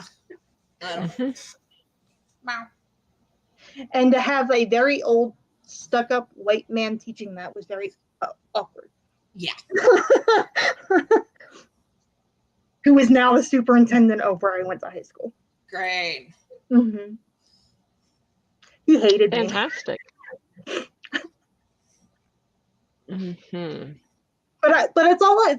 It also comes back to the teacher. Like if the teacher enjoys teaching it or teaches you it in a different way, it's fun. Mm-hmm. Like I learned Beowulf from a teacher who was an English teacher, but his background was in theater, so he had a good time with it because he was actually like saying it like it was written to how to be said because he had a theater background. Yeah. Mm-hmm. ML wrote a feminist analysis of Beowulf's mother. Have you read The Mere Wife, ML? Have you read Grendel by John Garner? It's Beowulf from the Grendel's mother's perspective. It's really, really good, and it's really short. What to read? Mm-hmm. Yeah, The The Mere Garner. Wife is a good one that also goes into retelling from the mother's perspective. Don't watch the one that came out with Angelina Jolie. That movie was bad. I had to watch that in college, and I was just like, I like watching films, but this is bad. Yeah. This is bad. Mm-hmm. Mm-hmm. I think Jen managed to work Captain America into Beowulf for a paper at one point. Did How? No, I'm just getting a little curious. About Beowulf as the original superhero and did comparisons. Right. Oh, I see it. I can see it. Yep. Okay. I remember that now. Yeah. I see it. Because you were trying to merge the medievalism and pop culture. I kind of feel like he was the original dude, bro. The original mansplainer.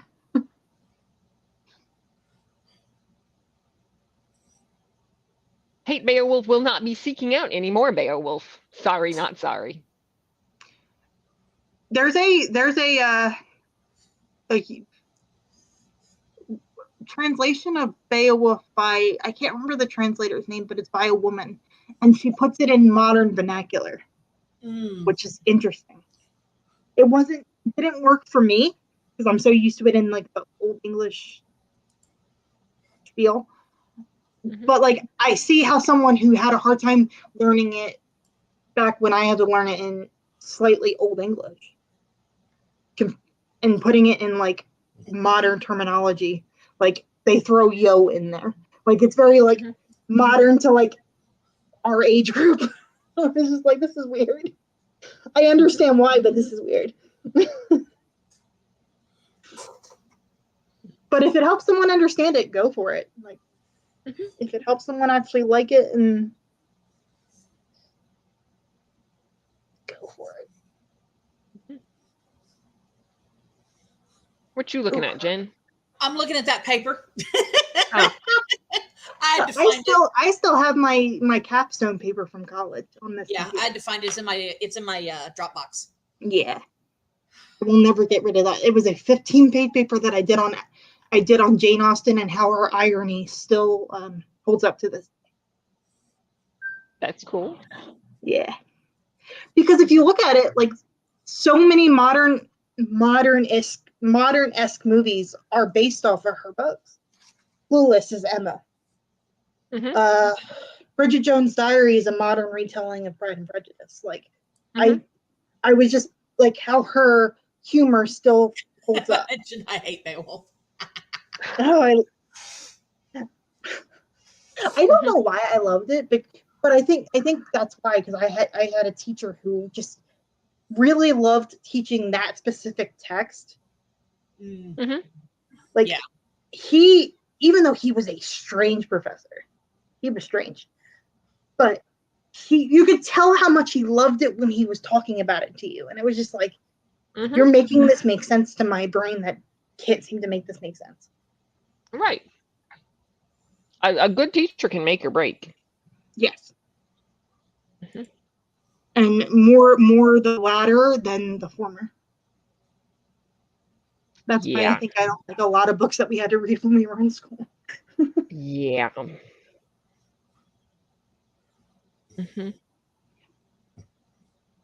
trying to remember what else we had to read. Flowers for Algernon. Never read that. That made me cry. I read Flowers in the Attic. I read that one too, and that's burned in my brain. Not for school. Yeah. Oh God, not for school. I think I was like 13 when I read that. Like that's 13, 14. Inappropriate. Yes. I don't even know who's read Flowers in the Attic. It's V.C. Andrews wrote some really bizarre shit. And that's putting it mildly. First thing that made it that was a hit, and it's about there's 4 kids. They're there's 2 sets of twins, I think it is, and and it's 2 boys and 2 girls. The older ones, I don't remember what their names are. Anyway, the father dies, and the mother goes back to her ancestral home with the kids. And the grandmother locks the kids in the attic and won't let them leave. So they're locked in the attic. And the mother is gadding about doing whatever. And the kids are all locked in the attic. And the grandmother's treating them like shit.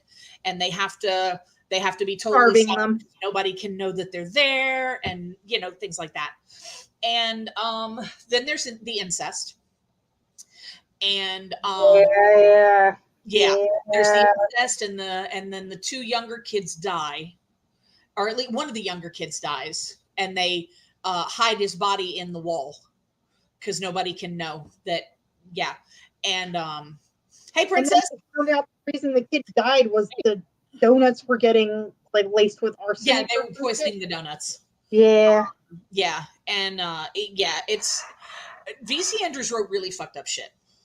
Yeah, that's putting it mild. People, like for kids my age and some younger, it was very much a rite of passage to read the V.C. Andrews books because there was nobody stopping us.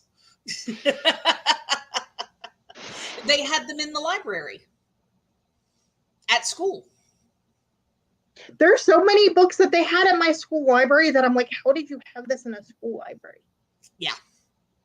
So maybe we're advocating for age-appropriate banning of books? No, we're not. I'm telling you, banning, just putting it, like, I would not hand half the stuff I read at my younger siblings' age in my younger siblings. I would not at 13, No. No. 16 maybe, but not at 13. I was most definitely most of us were too young to read V.C. Andrews when we got our hands on her. Because we didn't know any better. We just were like either aunt, grandmother, mom, bookshelf. Like we were like, okay. We were there. And Kathleen is the girl's name. I know that. I remember that. Kathy. I don't remember. Kathy. That's it. Kathy. Yeah. Kathy and Corey. Yes. That's burned in my brain. And there's just tons others. But when, like, I don't know about you, Alicia, but my generation were very much raised on hose water and neglect. So my mom says the same thing. That's why Gen X has survived longer than most people. Exactly. My mom says. But nobody was paying attention to what we were doing, what we were reading, any of that. So. But like, not that my parents weren't paying attention, but they knew I would come to them and ask them questions if I had questions. Oh, my parents were definitely not paying attention. Like my parents were like, you can read what you want, but if you have questions, ask. Like I read. Had my dad known, I think, about Flowers in the Attic and those books, he would have lost his absolute shit. I read Memoirs of a Geisha at like 12. Oh wow! And I understand it's problematic now. I do, but I still have like a special place in my heart for that book. Yeah, because it's like that was one of like the first books that I just like devoured. Yeah, after like Goosebumps and stuff. Yeah. Hey, princess. How you be? Hi. Princess wants to know how you are, Alicia, and what's going on with you. Not much. Not a whole lot. just been kind of chilling a little bit. July, I'm going to be coming back with content because I have content for days in July. We love You're going to laugh at one of my thumbnails for July. Oh, it's great. And I've been doing a lot of like collab projects on other people's channels. So like, even though I'm not doing stuff on my channel, I've been asked to be part of like collabs and stuff. Ooh, there you go. Which has been fun. Because I end up meeting people that I would have never crossed paths with anyway. Mm-hmm.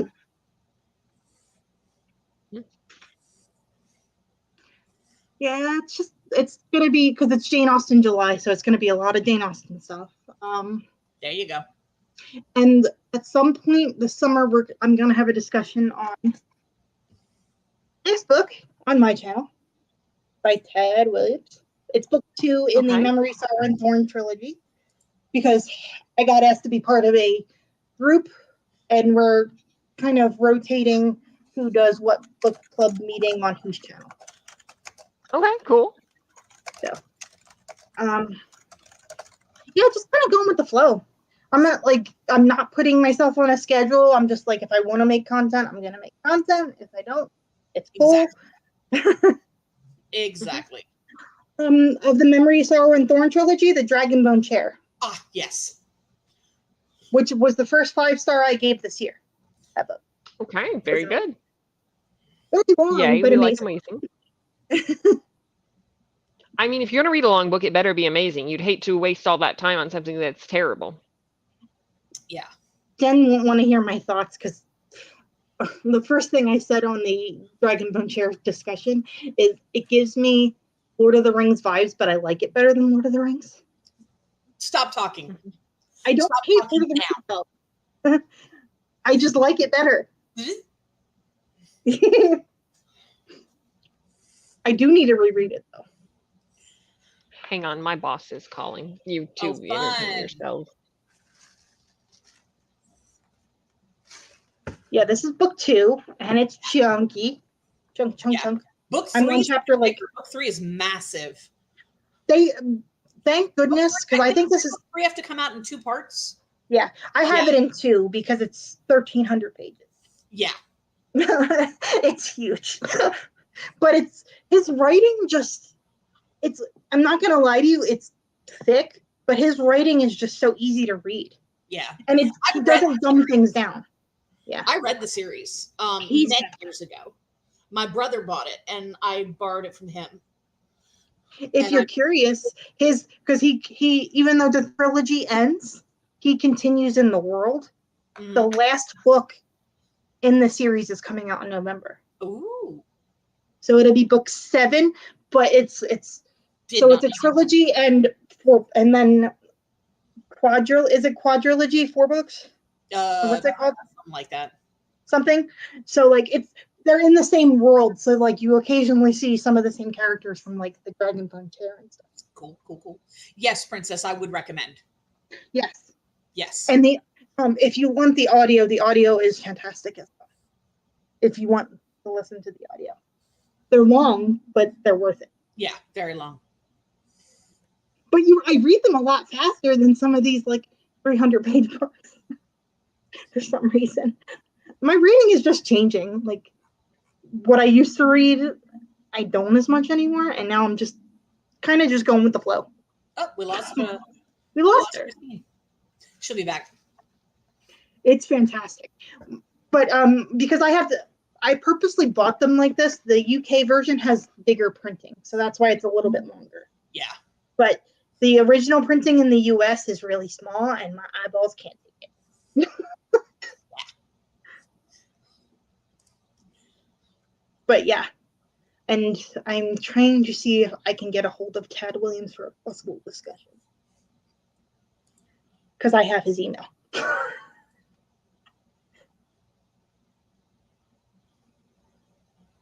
Did I lose you?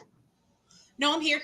Okay, I thought I lost you for a second. I thought I couldn't tell if I froze or you froze. I was like, I don't know if we froze. Yeah, no, I'm sorry. I got distracted for a second. No, you're fine. Kitty. It was like I couldn't tell if because like you didn't move for a second, so I was like, I don't know if I froze or if she froze. No, it was my brain freezing. Oh man. Yeah. Yeah, I've been reading a lot slower, but I'm kind of just going with the flow. Yeah, I feel you. I feel you. I've had more 4 and 5 stars this year than in previous years because I'm not reading it. Quality over quantity. Yes. Yep. And I'm DNFing quicker. I'm like, I don't like it. So I'm DNFing. She's back. Yay. Yay.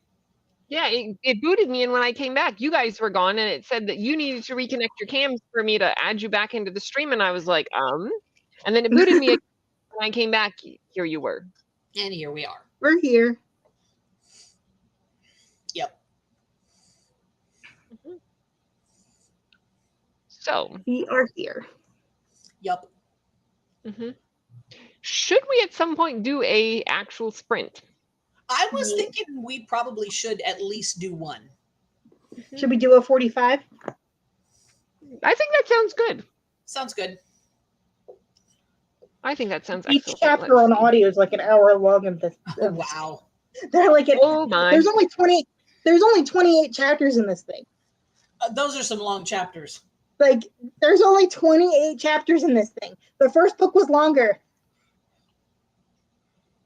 That's crazy. A lot of party, a little bit of sprint. Right? Like, well, I mean, it's a pizza party. We want to have lots of pizza, but a little bit of reading, maybe. Just a little bit. Yeah. We have a nice little 45 in the middle of there, and on we go. Yay. So yeah, does everybody have their book? Yes. Yes. Excellent. I gotta get Alright. caught up. I have a discussion for this book on not on my channel, but I got roped into another book club. You got roped into another book club. I am shocked.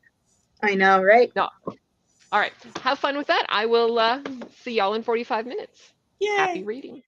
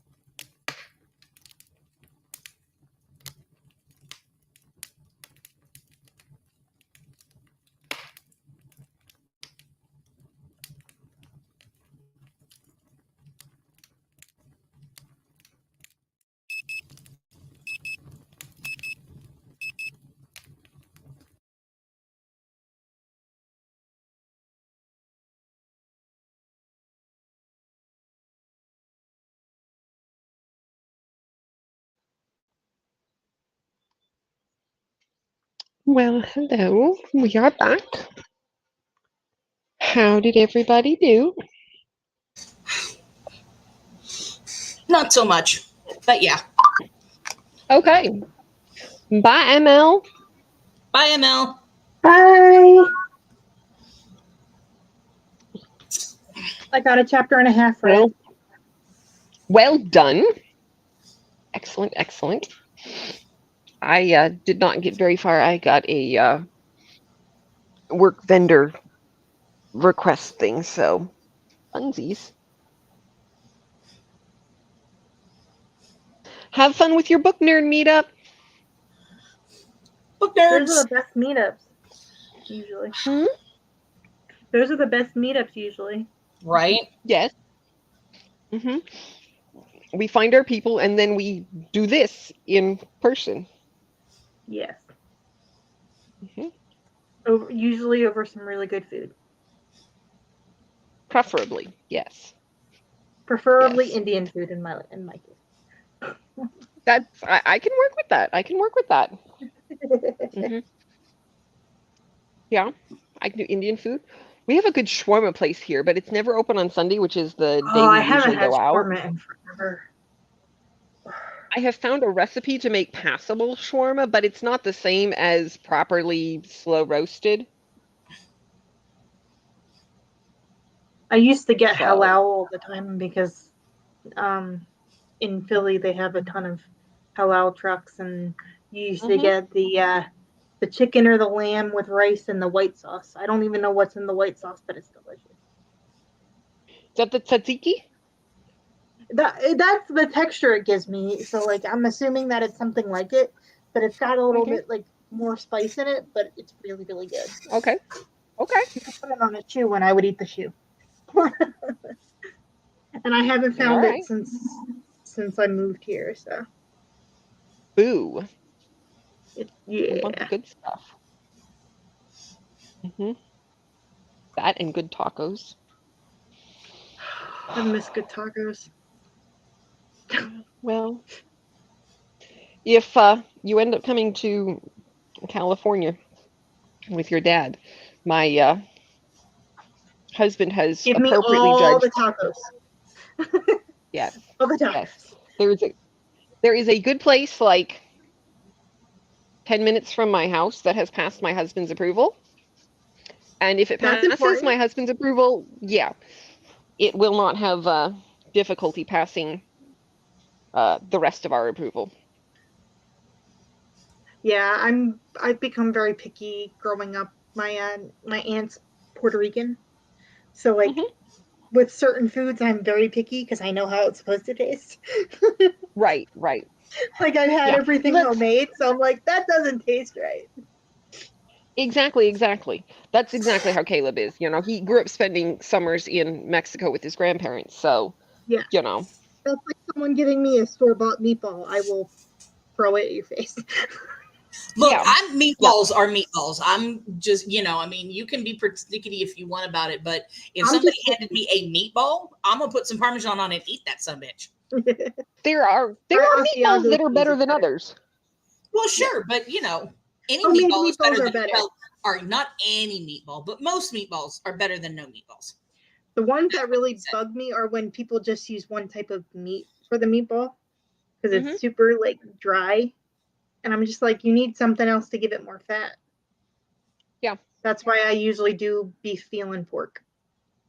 I do three Okay. meats, or Excellent. that's what I was I think. raised doing. Hmm. Yeah, I think I usually just use like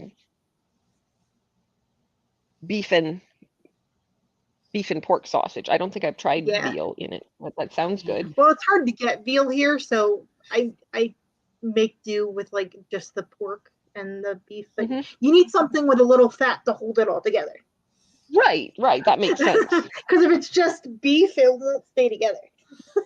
Right, right. We did. I'm sure this is not, like a proper one, but we found a recipe, I think maybe a year ago, and they add Parmesan in on the actual meatball. I do too. Yep, I And put a ton it's in. Yep, very good. that's the proper Yeah, Italian way. Yeah. Okay. I had to explain it to someone. They're like, "You put cheese in the meatball?" I'm like, Yeah. Why not? "Yeah, yeah, and a little bit of breadcrumb just to hold it all together, just a little bit." Yeah. Because if you put too Yeah, much breadcrumb, it's so it gets good. dry and gross. Right, right. You just want, a little bit for funsies. Yes. Yeah. A little bit for And funsies. and meatballs are not perfectly round. If they're perfectly round, they're store-bought meatballs because they're not perfect if they're handmade. Right, right. We just need them to be close enough to the same size that they will cook somewhat evenly. Yes. Hmm. Or I do it Yeah. I add the extra fat by I fry them. That's That's how I grew up eating them. On Sunday mornings, my breakfast was a freshly fried meatball. Because that sounds good. My grandmother would be cooking Sunday dinner Sunday morning, so that's what we would have for breakfast was a freshly fried meatball on Sundays. I can't complain about that. That sounds It good. just made my own mouth water talking about meatballs. Mm-hmm. Person is having a reading block. Can't read anything. I feel that. That sucks. Mm-hmm. I understand that. That was me. That was me the whole month of May for some reason. Yeah. Aww. Yeah, me too. I had a hard time reading anything in May. I don't know if it was just because so much other stuff was going on that I couldn't just sit down and focus. I got some stuff read, but I just couldn't focus this week. Mm-hmm. Yeah, that's rough. I hope you will figure out what will help bust that reading slump. Because that's just usually miserable. something short, like a novella or something. Yeah. That's usually when I can't sleep in the middle of the night. I'm looking for something short, but it takes me so long to go through Libby and try to find something short that then it's making it worse. That's me with Netflix trying to find something to put on before I go to bed. Mm-hmm. That's me with all the Netflix, all that stuff. Mm-hmm. We got rid of Netflix, but I have discovered that sometimes I can Google full comedy special and the comedians will add their own specials to YouTube. Yeah. So I have a friend who's a comedian who's doing that because he can't get a special. Well, even some of the people who've gotten specials, after a certain point, they put their specials on. Yeah. YouTube. What's his name? Is it Colin? I think his name's Colin Quinn. He did one. Oh, he's so funny. Trey Crowder is hilarious. He's so funny. Colin Quinn. Oh, the Italian and the Irish humor are very similar. So I'm are you sure you don't know any Italian people? I went to see him live in Philly once. He was hysterical. The Helium Club. I believe it. If you ever go to Philly and want to go to a fun comedy club with really good burgers, by the way, Helium Comedy Club in downtown Philly, one of the best places. That sounds great. It's so much fun. Yeah, and it's a small place, so it's not really big. Hey, Snazzy. Excellent. We don't like. Hey, Snazzy. We don't love huge groups of people. But yeah, I watched his and I watched Brad Williams, and then hopefully fall asleep halfway through them and be like, oh, it was pleasant enough that I didn't get up in arms and be awake. What, baby? I'm trying to think of comedy that I've watched lately. I haven't watched much. Neither have I. This was just this week I couldn't sleep. So what does one do in the middle of the night when one cannot go searching for a proper audiobook? I put on podcasts that are on YouTube when I can't sleep. That works. Yay, Princess is off tomorrow and Friday. That will be delightful. Nice. Sweet. Mm-hmm. We love that for you. Yep. Mm-hmm. Love that, love that, love that. Mm-hmm. But yeah, I was in the middle of Canadian Boyfriend overnight for a little while, but then I finished the audiobook. And it's Juneteenth tomorrow, paid holiday. Yeah. Yeah, my company doesn't recognize Juneteenth. I asked the supervisor Monday. I was like, hey, Travis, you know, are we going to get holiday pay for Juneteenth? No. Yeah. Uh-huh. No holiday pay for Juneteenth for us. But, you know, we value a diverse workforce. Neither does Mike's company. Yeah. Who his? Yeah, I know. I'm getting you a treat. Yeah. Mm-hmm. You're getting a treat. How about that? Mm-hmm. She thinks it's about time. I know. Mm-hmm. She's been smelling things. Yeah, but Princess's company doesn't play that nonsense. Very inclusive. Mm-hmm.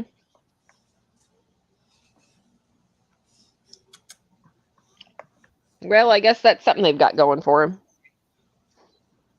Right? Mm-hmm.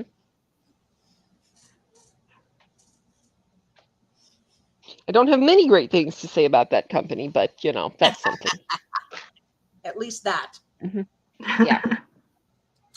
At least that. Mm-hmm. If you could only listen to one, or if you could only read one format for the rest of your life.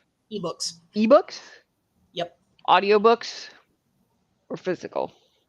Ebooks. Audio. I retain more when I listen to the audio. Yeah. Personally. Mm-hmm. I know a lot of people don't, but I didn't realize that was part of my learning disability when I was a kid. Yeah. Because that wasn't, audiobooks weren't as big of a thing back in the 90s as they are now. Mm-hmm. Yeah. Yeah. They weren't as readily accessible. And, you know, there's some things that they still don't have audiobooks for, but it's fewer of them. I love it. My younger siblings have this thing they have the kid version of the Kindle. Mm-hmm. Like, I guess the kid version or whatever. And it does this like whisper sync with with my dad's wife's Kindle Unlimited. Mm-hmm. So they can listen to like Captain Underpants books and read, and as it goes along, it moves the page for them. I was like, where was excellent. That when I was a kid? Right? I mean, it's great that kids nowadays have it, but I'm like, where was that when I was a kid? Right? I had freaking Teddy Ruxpin back in the day.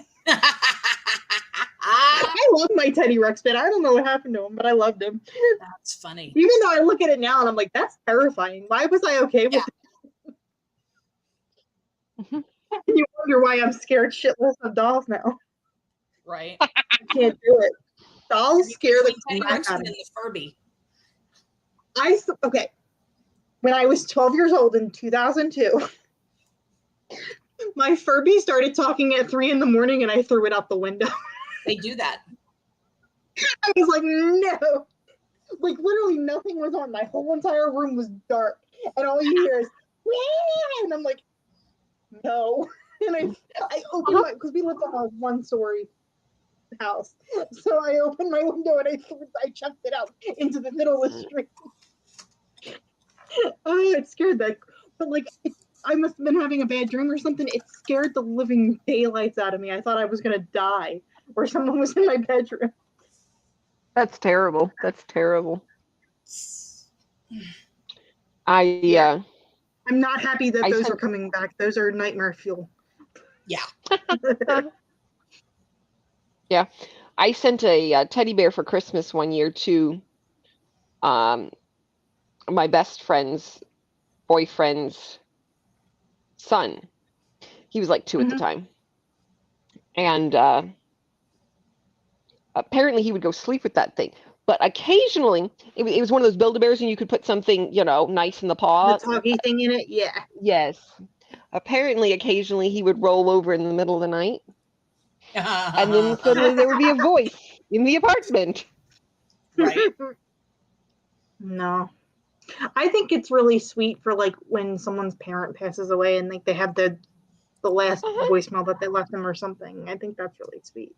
But for kids, that's terrifying. Yes.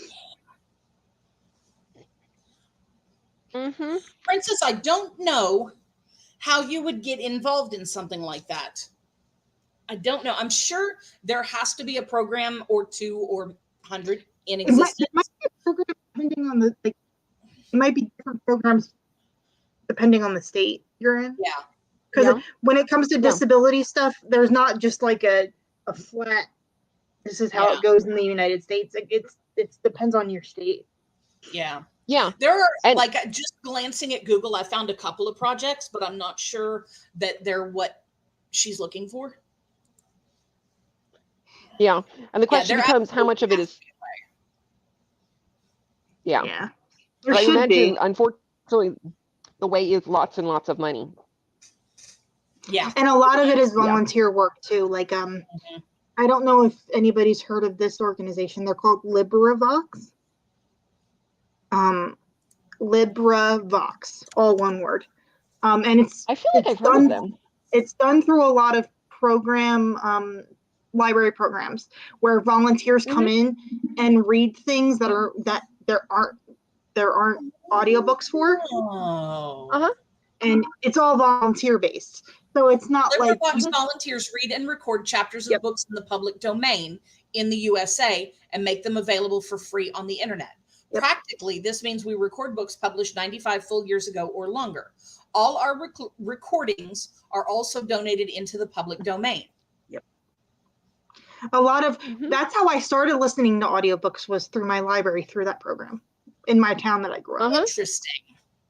But it's like it's a nationwide thing. It just depends on how much your personal library uses it. Yeah. But I did a recording for what was it called? Oh my God.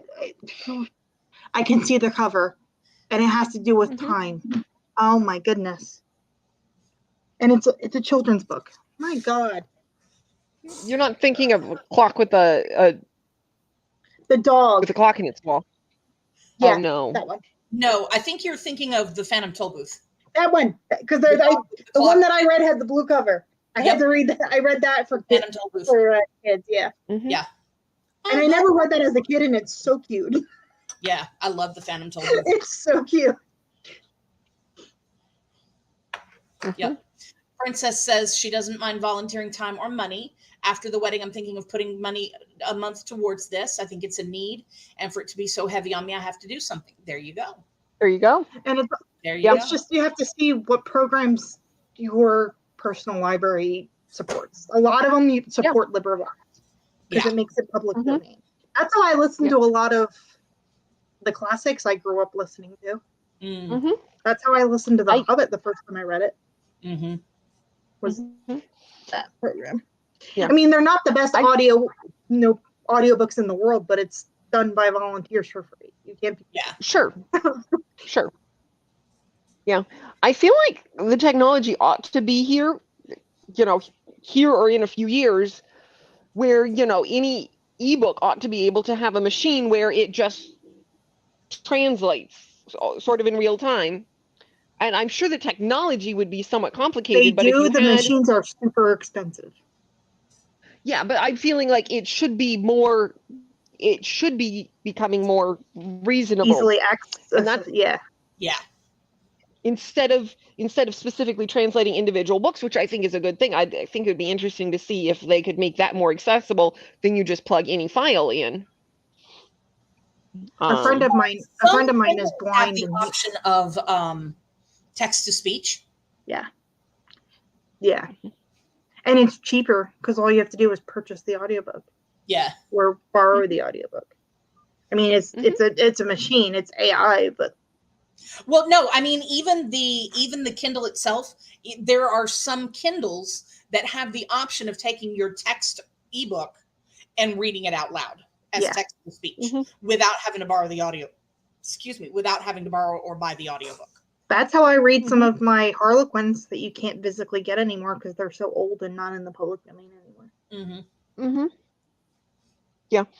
Princess says, I feel like forcing blind people to read audio-wise is not fair. They have a whole language. Why are books not published in Braille as a need? I agree. I just think it's because it's super expensive. It is super I completely agree, though. not 100% sure how widespread the use of Braille actually is. Not I don't anymore. know. I know. The blind people that I grew up with and some of the friends that I still have to this day, they use, I forget what the machine is called, but it blows up the text super big that even if you can still read it. Like, Yeah. because As long my as you have job, some vision. yeah, when I was living at home, my job was taking notes for visually impaired people and blowing them up on that machine. I worked at a community college, and that's what I did. So I would physically take the notes and then I would scan it into the program. But the physical program itself is expensive. Yeah. Which is counterintuitive because a lot of people that are usually have fixed incomes. Yeah. And that's the most frustrating part because the stuff that people need to use on a day-to-day basis is expensive as hell. Yep. And It's so expensive. I don't mean to get on a soapbox about it, but it really is frustrating. It's true. Those adaptive devices that people need for functioning day to day, or they're not even covered by insurance either. Yeah. They're not considered a need by insurances. Yeah. As a whole. Yeah. Yeah, for people who are completely blind, I don't know, Princess. I genuinely don't. Completely blind, I don't know. Because I know my friend, he's actually on YouTube. His name is Raph. And he's a blind booktuber. He's awesome. And a good place to start. And he's very open to like having these quote unquote uncomfortable conversations that people are afraid to have with people with disabilities.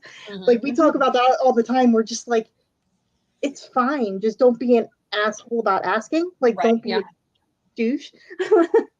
But like, he has that system where he can blow it up. But he's like, it takes so long with some of these. Like, he reads a lot of fantasy books, so they're like 600 to 800 pages. Right. It takes a long time, and you have to like, for people that don't like breaking the spine, I'm sorry, but you have to break the hell out of a spine to get it to go flat onto that machine. Yeah. It's a pain in the Yeah.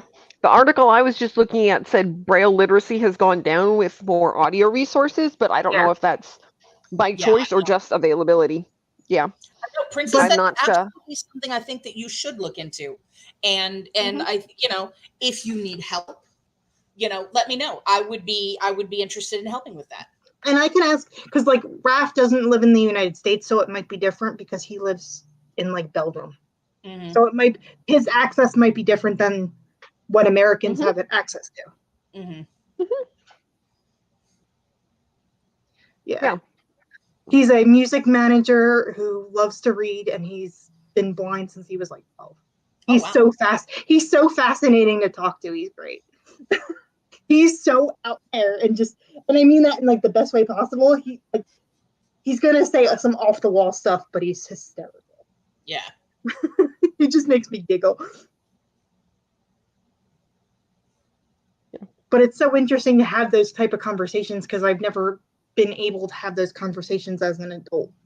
Because I don't know, because you don't, not that you're sequestered, but like there's so many different disabilities that it's hard to talk about one specific thing because we're not a monolith, so to speak. Someone that has autism might react to something differently than I do. It's very hard to find adaptive equipment that works for everybody. Yeah. Well, we wish you all of the very best, Princess. Yes, absolutely. And like I said, if you need help or whatever, let me know because I may be able to jump in with you. I might be able to reach out to some people I know in California, and they might be able to like point me in the right direction. Are you giving? Because again, it's all in what your library system covers. Yeah. And with how libraries are getting cut nowadays. Yeah. That's a whole other conversation. Library resources are getting cut a lot. Yeah.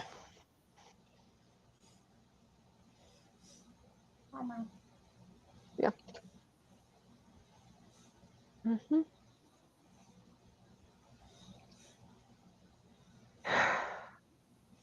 All right. I have had pizza.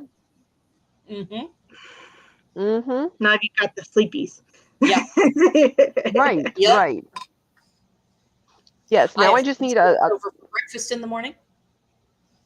Pizza for breakfast is the greatest. It's Telling my you. favorite. But my it has to, like, brother. I'm picky with the pizza, but I love pepperoni pizza for breakfast. I can eat it all day. Okay. Yep. My brother's y'all girlfriend going, was saying that. Oh, sorry. Your brother's girlfriend was No, you're saying. good. That reheating the pizza in the air fryer actually works really well. I've heard that. Or if you don't have an air fryer, you can just slowly reheat it in a pan with a lid, and it crisps up the bottom, and it doesn't over steam the cheese, so it gets rubbery and gross. Well, there you go. I didn't have an air fryer until this year, so yeah, I still don't have one. I'm just like, whatever. I only have one because Greg's like, "Here, you want this?" I'm like, "Yes." I mean, I guess. Yes, I will take it.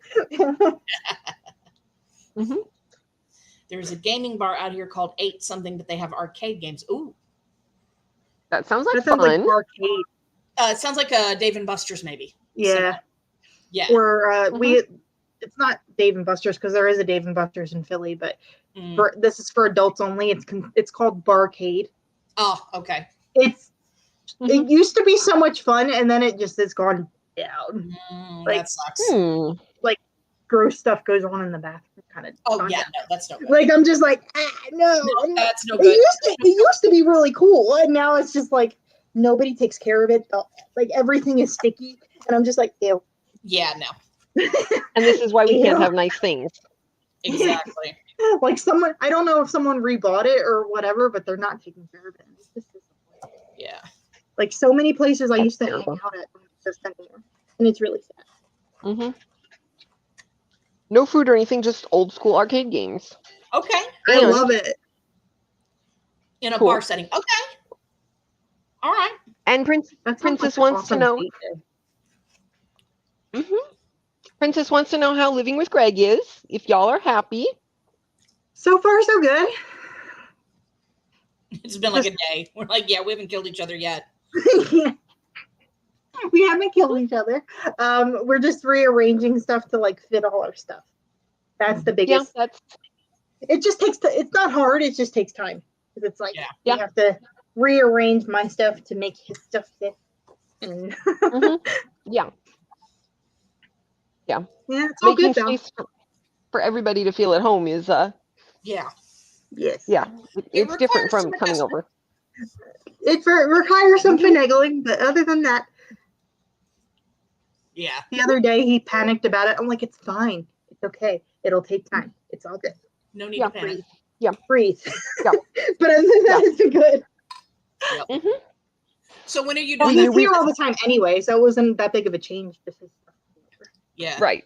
Just all his stuff here. A studio apartment and then upgraded to a 3-bedroom house. Oh, that's a nice upgrade.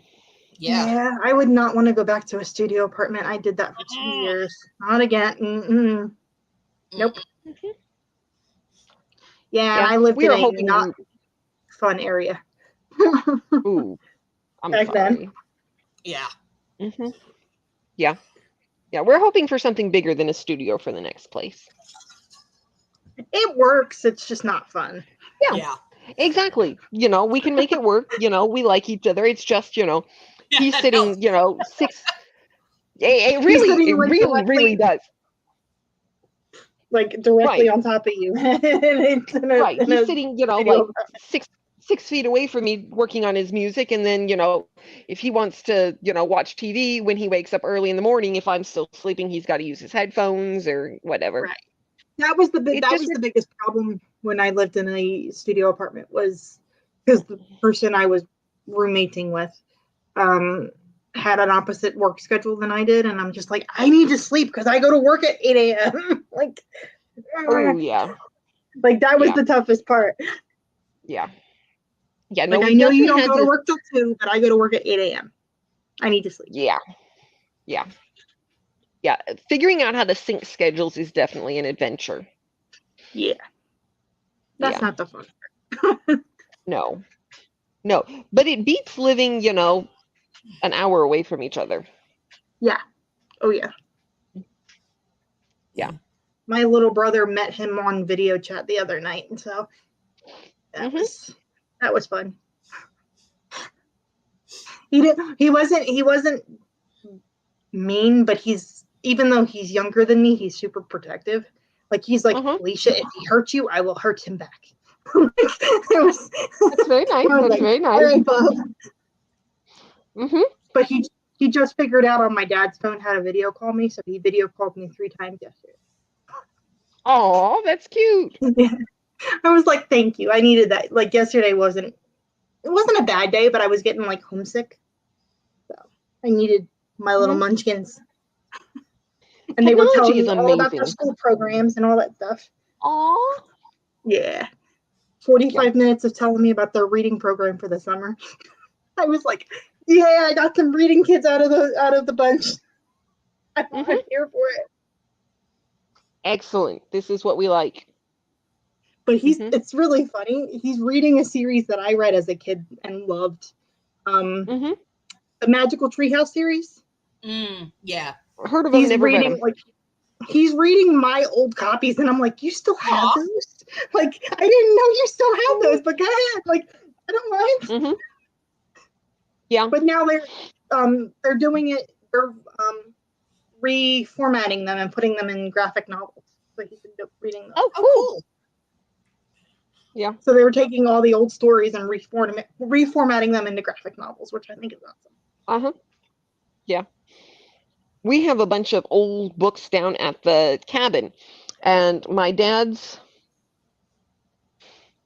I think it's like his second cousins or something like that. It's, an extended branch we didn't grow up with. Yeah. They, I guess, were down at the cabin from the East Coast, and they said, "Is that the cabin you were visiting here? Is that the same cabin?" No, sorry. When you were visiting here? We have a cabin in the middle of the Mojave Desert that my great-grandfather homesteaded in Southern California. Now, when you hear cabin, I want to make some adjustments to what you're probably seeing. Think like a yurt. Yes, it is a concrete slab. It has minimal electricity. It has an outhouse. The well for having water running from the sink instead of having to haul in your own water is a very recent development.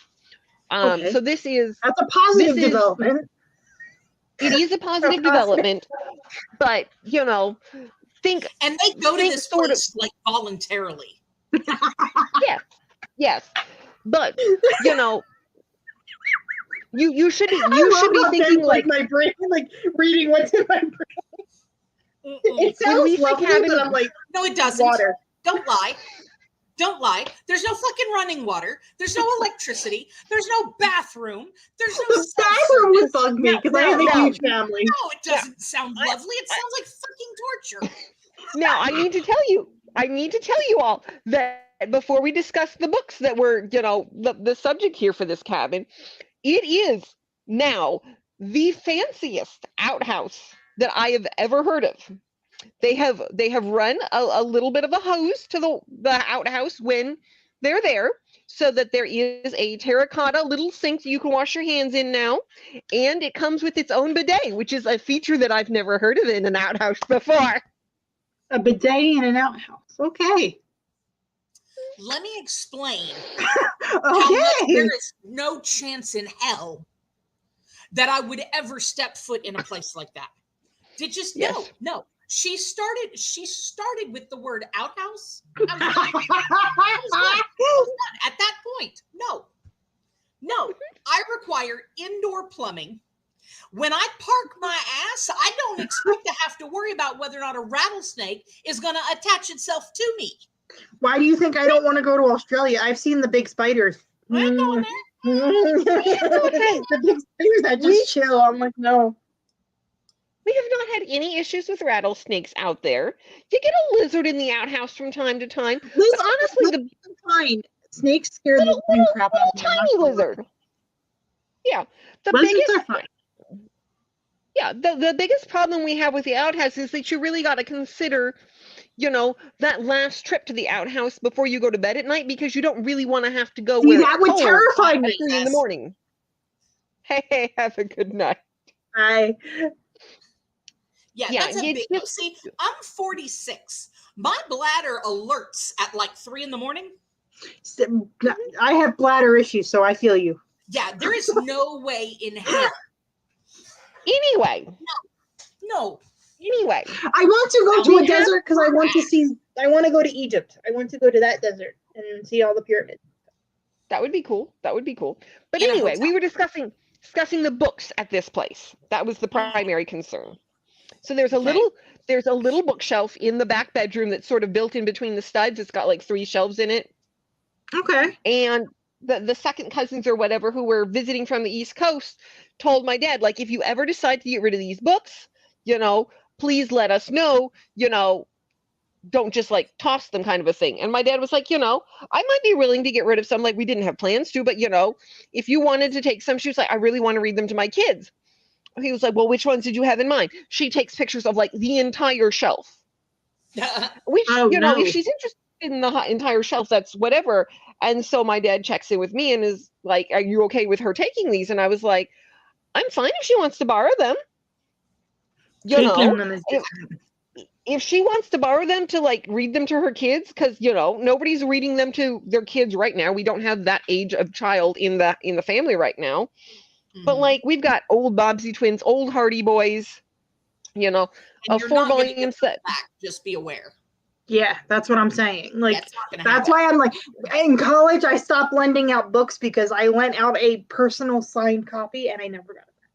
Yeah. No. That is the worst. Yeah. So well, unfortunately, I'm one of those people that people hate. I'm like, no, I'm not lending books. Yeah, there's like Mrs. Piggle Wiggle and stuff, and I was like, I feel like these should stay with the cabin. If you think Piggle Wiggle since I was a kid, oh my god, sorry. And so I was. He sent me the picture on like Google Photos or whatever, and was like, do you want to keep any of these? And I'm like, yes, like most of them. Like if you're really sure she'll bring them back, she can borrow some of. But I think these should stay at the cabin.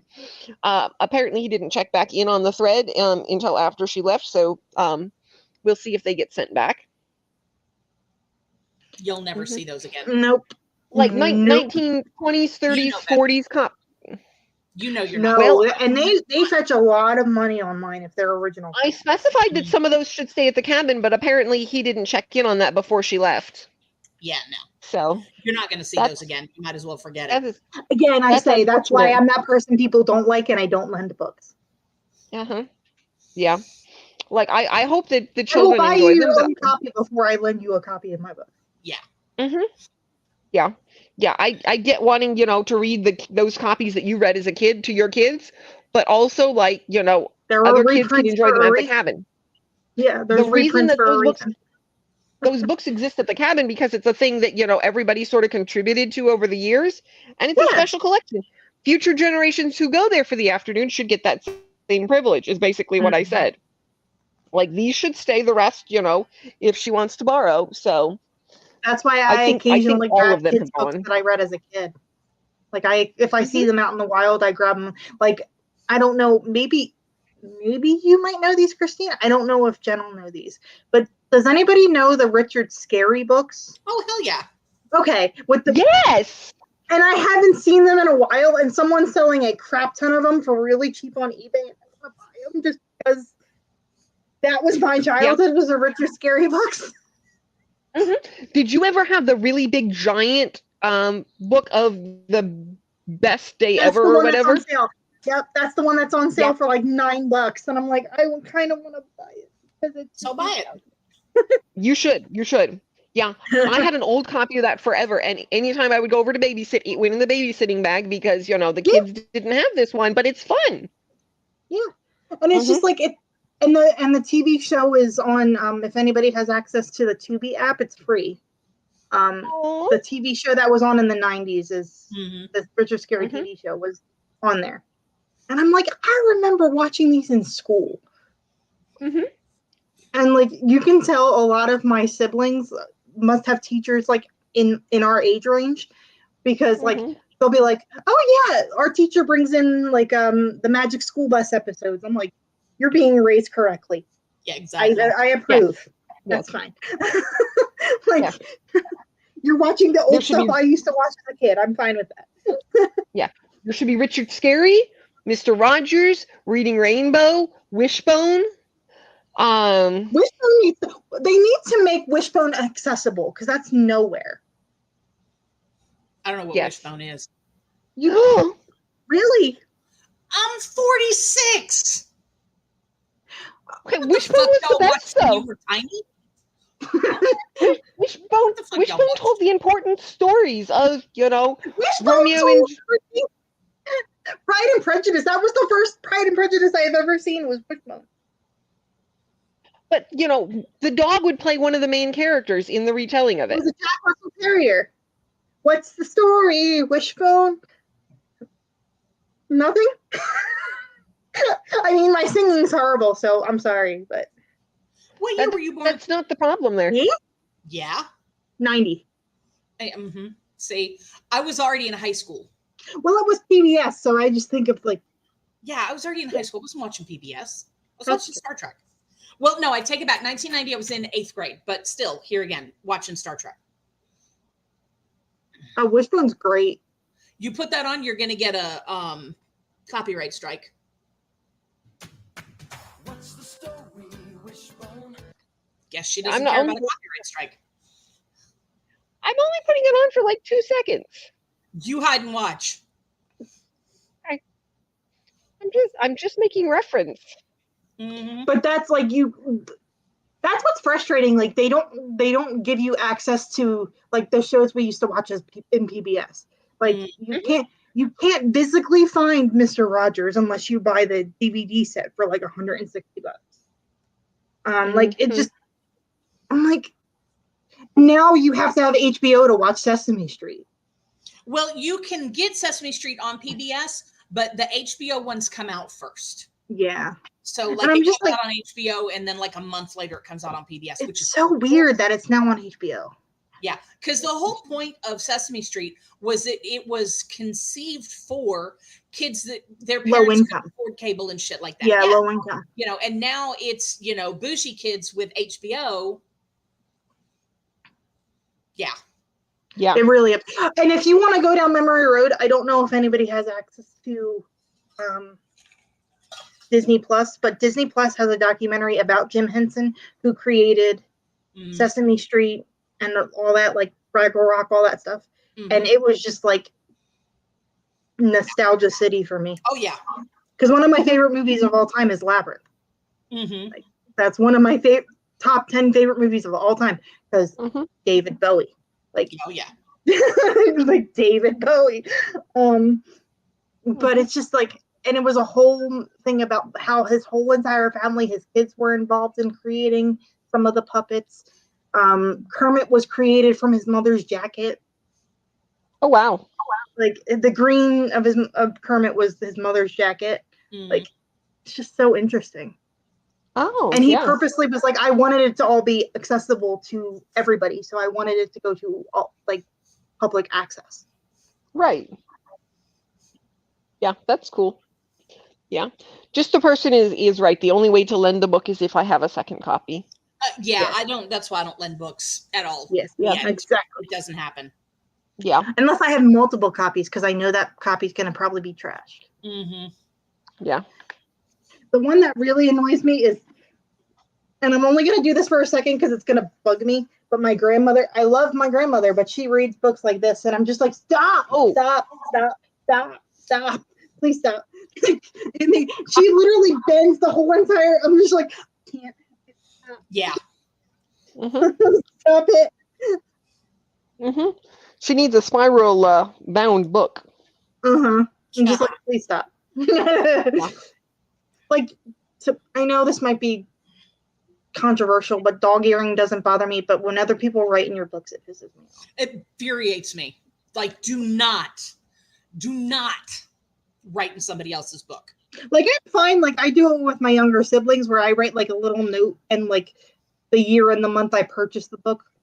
Well, and, that's like a little. Yeah, that's pretty much it. That's all I do. No, don't mark up somebody else's book. Right. If you are giving somebody something, you can do what you want with it before you give it to them. But if you are borrowing it with them, it should come back to them in the same condition that it was borrowed. Or the ones that show up water damaged, and I'm like, what did you do? I loaned a book to somebody one time and she let her dog chew it up. No. I was so angry. I made someone repurchase a book because the dog chewed it up. That's what I did. I made her buy me a new one. Mm-hmm. I made her buy me a new one. Nope. I'm someone you don't want to like. Yeah. Yeah. I'm not like I'll lend it to my mom because she'll give it back to me when she's done. My mom's different. Like I don't care. Like my mom's different. My grandmother's different. Like certain people I'll lend stuff to because I know they'll give it back. Mm-hmm. Yeah, but still, I make my mom buy a copy. I have the whole series in my house. Right. That's fair. Yeah, my rule of thumb is generally you don't loan somebody something you wouldn't give to them. Mhm. The books at the cabin are not mine exactly. It's just I have an opinion on them. Yeah. So they sort of belong to the community, but we'll see. Like there's certain books that I will never lend out because it was one of the last things like my grandfather got me before he passed away. Like there's certain things that I just for sure. won't. And I like Yeah. one of them is one of a series that like because of the way the author is, you can't talk about it. But am I physically going to get rid of that one because it was gifted to me by my grandfather and has his handwriting in the book? No, I'm not getting rid of that. But do I? Yeah. No. Make you know what I mean? Like. Yeah. And I mean, even if you have like a problematic favor or whatever, if the book's already purchased, you don't have to get rid of it just because, there's whatever. Just some people feel like anything else. That's why I look at it. But yeah. It's just a lot. Mm-hmm. Speaking of a lot, we have been with my books. That's fair. That's completely fair. A lot of money has gone into my book collection. I'm stingy. Right? Yeah. I'm stingy. Yeah. Mm-hmm. Yeah. Collecting books is not a cheap habit. And it's gotten less cheap as book prices have. Right. Yeah. Remember when a paperback was $8? I remember when paperbacks were like $5. I'm just like, but paperbacks are supposed to be cheaper. It's not supposed to be cheaper to buy a hardcover. I don't understand that. Yeah. Hence why I have a low buy year unless I'm buying from a used book. Right? At least you have a good used bookstore sort of nearby. Yes. Why I don't go there that often because I would be broke 24/7. Yeah, that too. Mm-hmm. I couldn't help it. Like the day we hung out and then we drove back home and we hit the other McKays and I was like, we're already here, so let's just might as well. And like I literally only spent 78 cents on like $100. That is the way to do it. Way too expensive, person. Way too damn expensive. So yeah. The rent is too damn high. Rent is getting higher. My new lease will be coming up. So my rent will be. I was trying to make a joke, but there you go. Remember that guy from the Rent is Too Damn High party? Like 2 elections ago? I think so. Never mind. I'm the only one who remembers. I probably will remember. I just don't remember his face. Yeah. He was an African-American gentleman with white hair and a white beard. Yes. Okay. Yep. Okay. Yeah. But thrift stores, yes. Thrift stores are the way to go. Used books for the win. Yes. And libraries. So much use of the libraries. And even some libraries have like a special room that you can buy a book for $1 and donate it, like that kind of thing. That they're starting to do that with my library system. We like have that. Like a constant library book sale going on, like rotating. My and everything. library has a room, and you can go in and it's $1. You get a grocery bag, like a Walmart bag, and it's $1 per bag, whatever you can fit in the bag. We get like $1 per item. Oh shit! No, ours is cheap. No, cheap.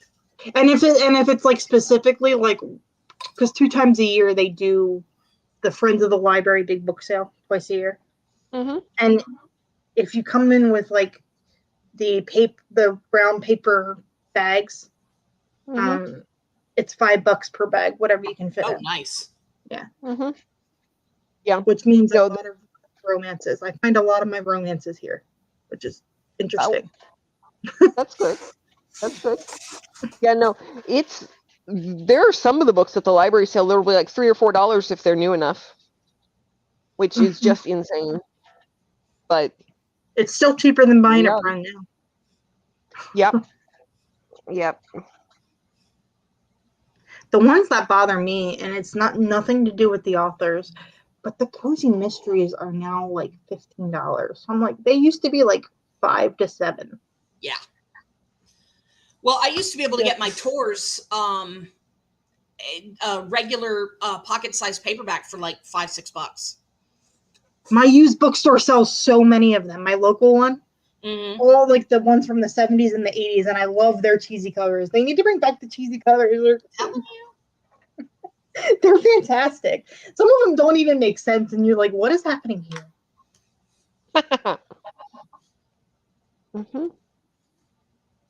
I just wish they would give mass market paperbacks a better binding, with especially the bigger books.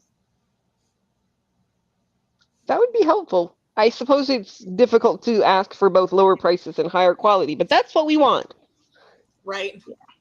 That's why I've become one of those regular size paperback people, because the books I like to read are too big to be in mass market. Yeah. That's fair. Yep. Yeah, it's 8:15. Yeah, no, I keep looking at the clock being like, this pizza party has been fun. Thank you all for coming out. Thank you both for joining me, but thank you for the insight. Of course. Always a good time to have you here. So Definitely. Jen, do you have anything coming up? Sprints on Saturday. I have a mid-year freakout tag video that will eventually go up if I ever get around to editing it. I always like the mid-year freakout. I don't know why. At this point. Yeah, that's a fun one. Yeah. Alicia, what you? Really? Yeah, Willie Mays just died, 93 years old. That's really sad. He passed away today. I just got somebody linked me to it. Sorry, bad news right at the end of the. The thing.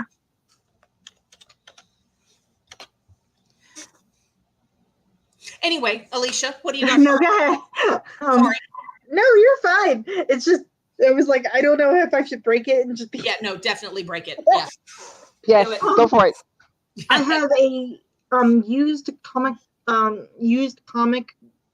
book haul coming up, and then I also have my what is it? What did I name it in the thumbnail? Oh, hold on. What's on tap for July is coming up soon. Oh, cool. That sounds like fun. And that was the most fun thumbnail in the world. I mean, you might think it's dorky, but I had fun with it because it's ridiculous. In the background of my thumbnail is ridiculous, but I love it. Yeah, and then I started a book club with a couple friends. We're the Ballads and Bards book club. So we'll be having a 50% of this book finished discussion, because there's so much that goes on in this book. We have to have 2 discussions. And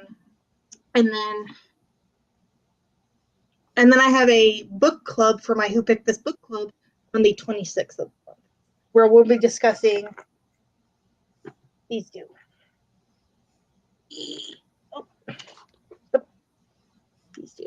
Okay. Book 3 and book 4. All right. A series. You are just all in it. Just all kinds of shit coming up. Yes. Yeah. I don't know how much will be coming up on my channel, but I will be everywhere. Yep. There you go. Yes, excellent.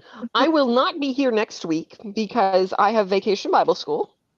And after hanging out with 40 kids all day, I will not be coming back to have more human interaction. And please drink some of vitamin C.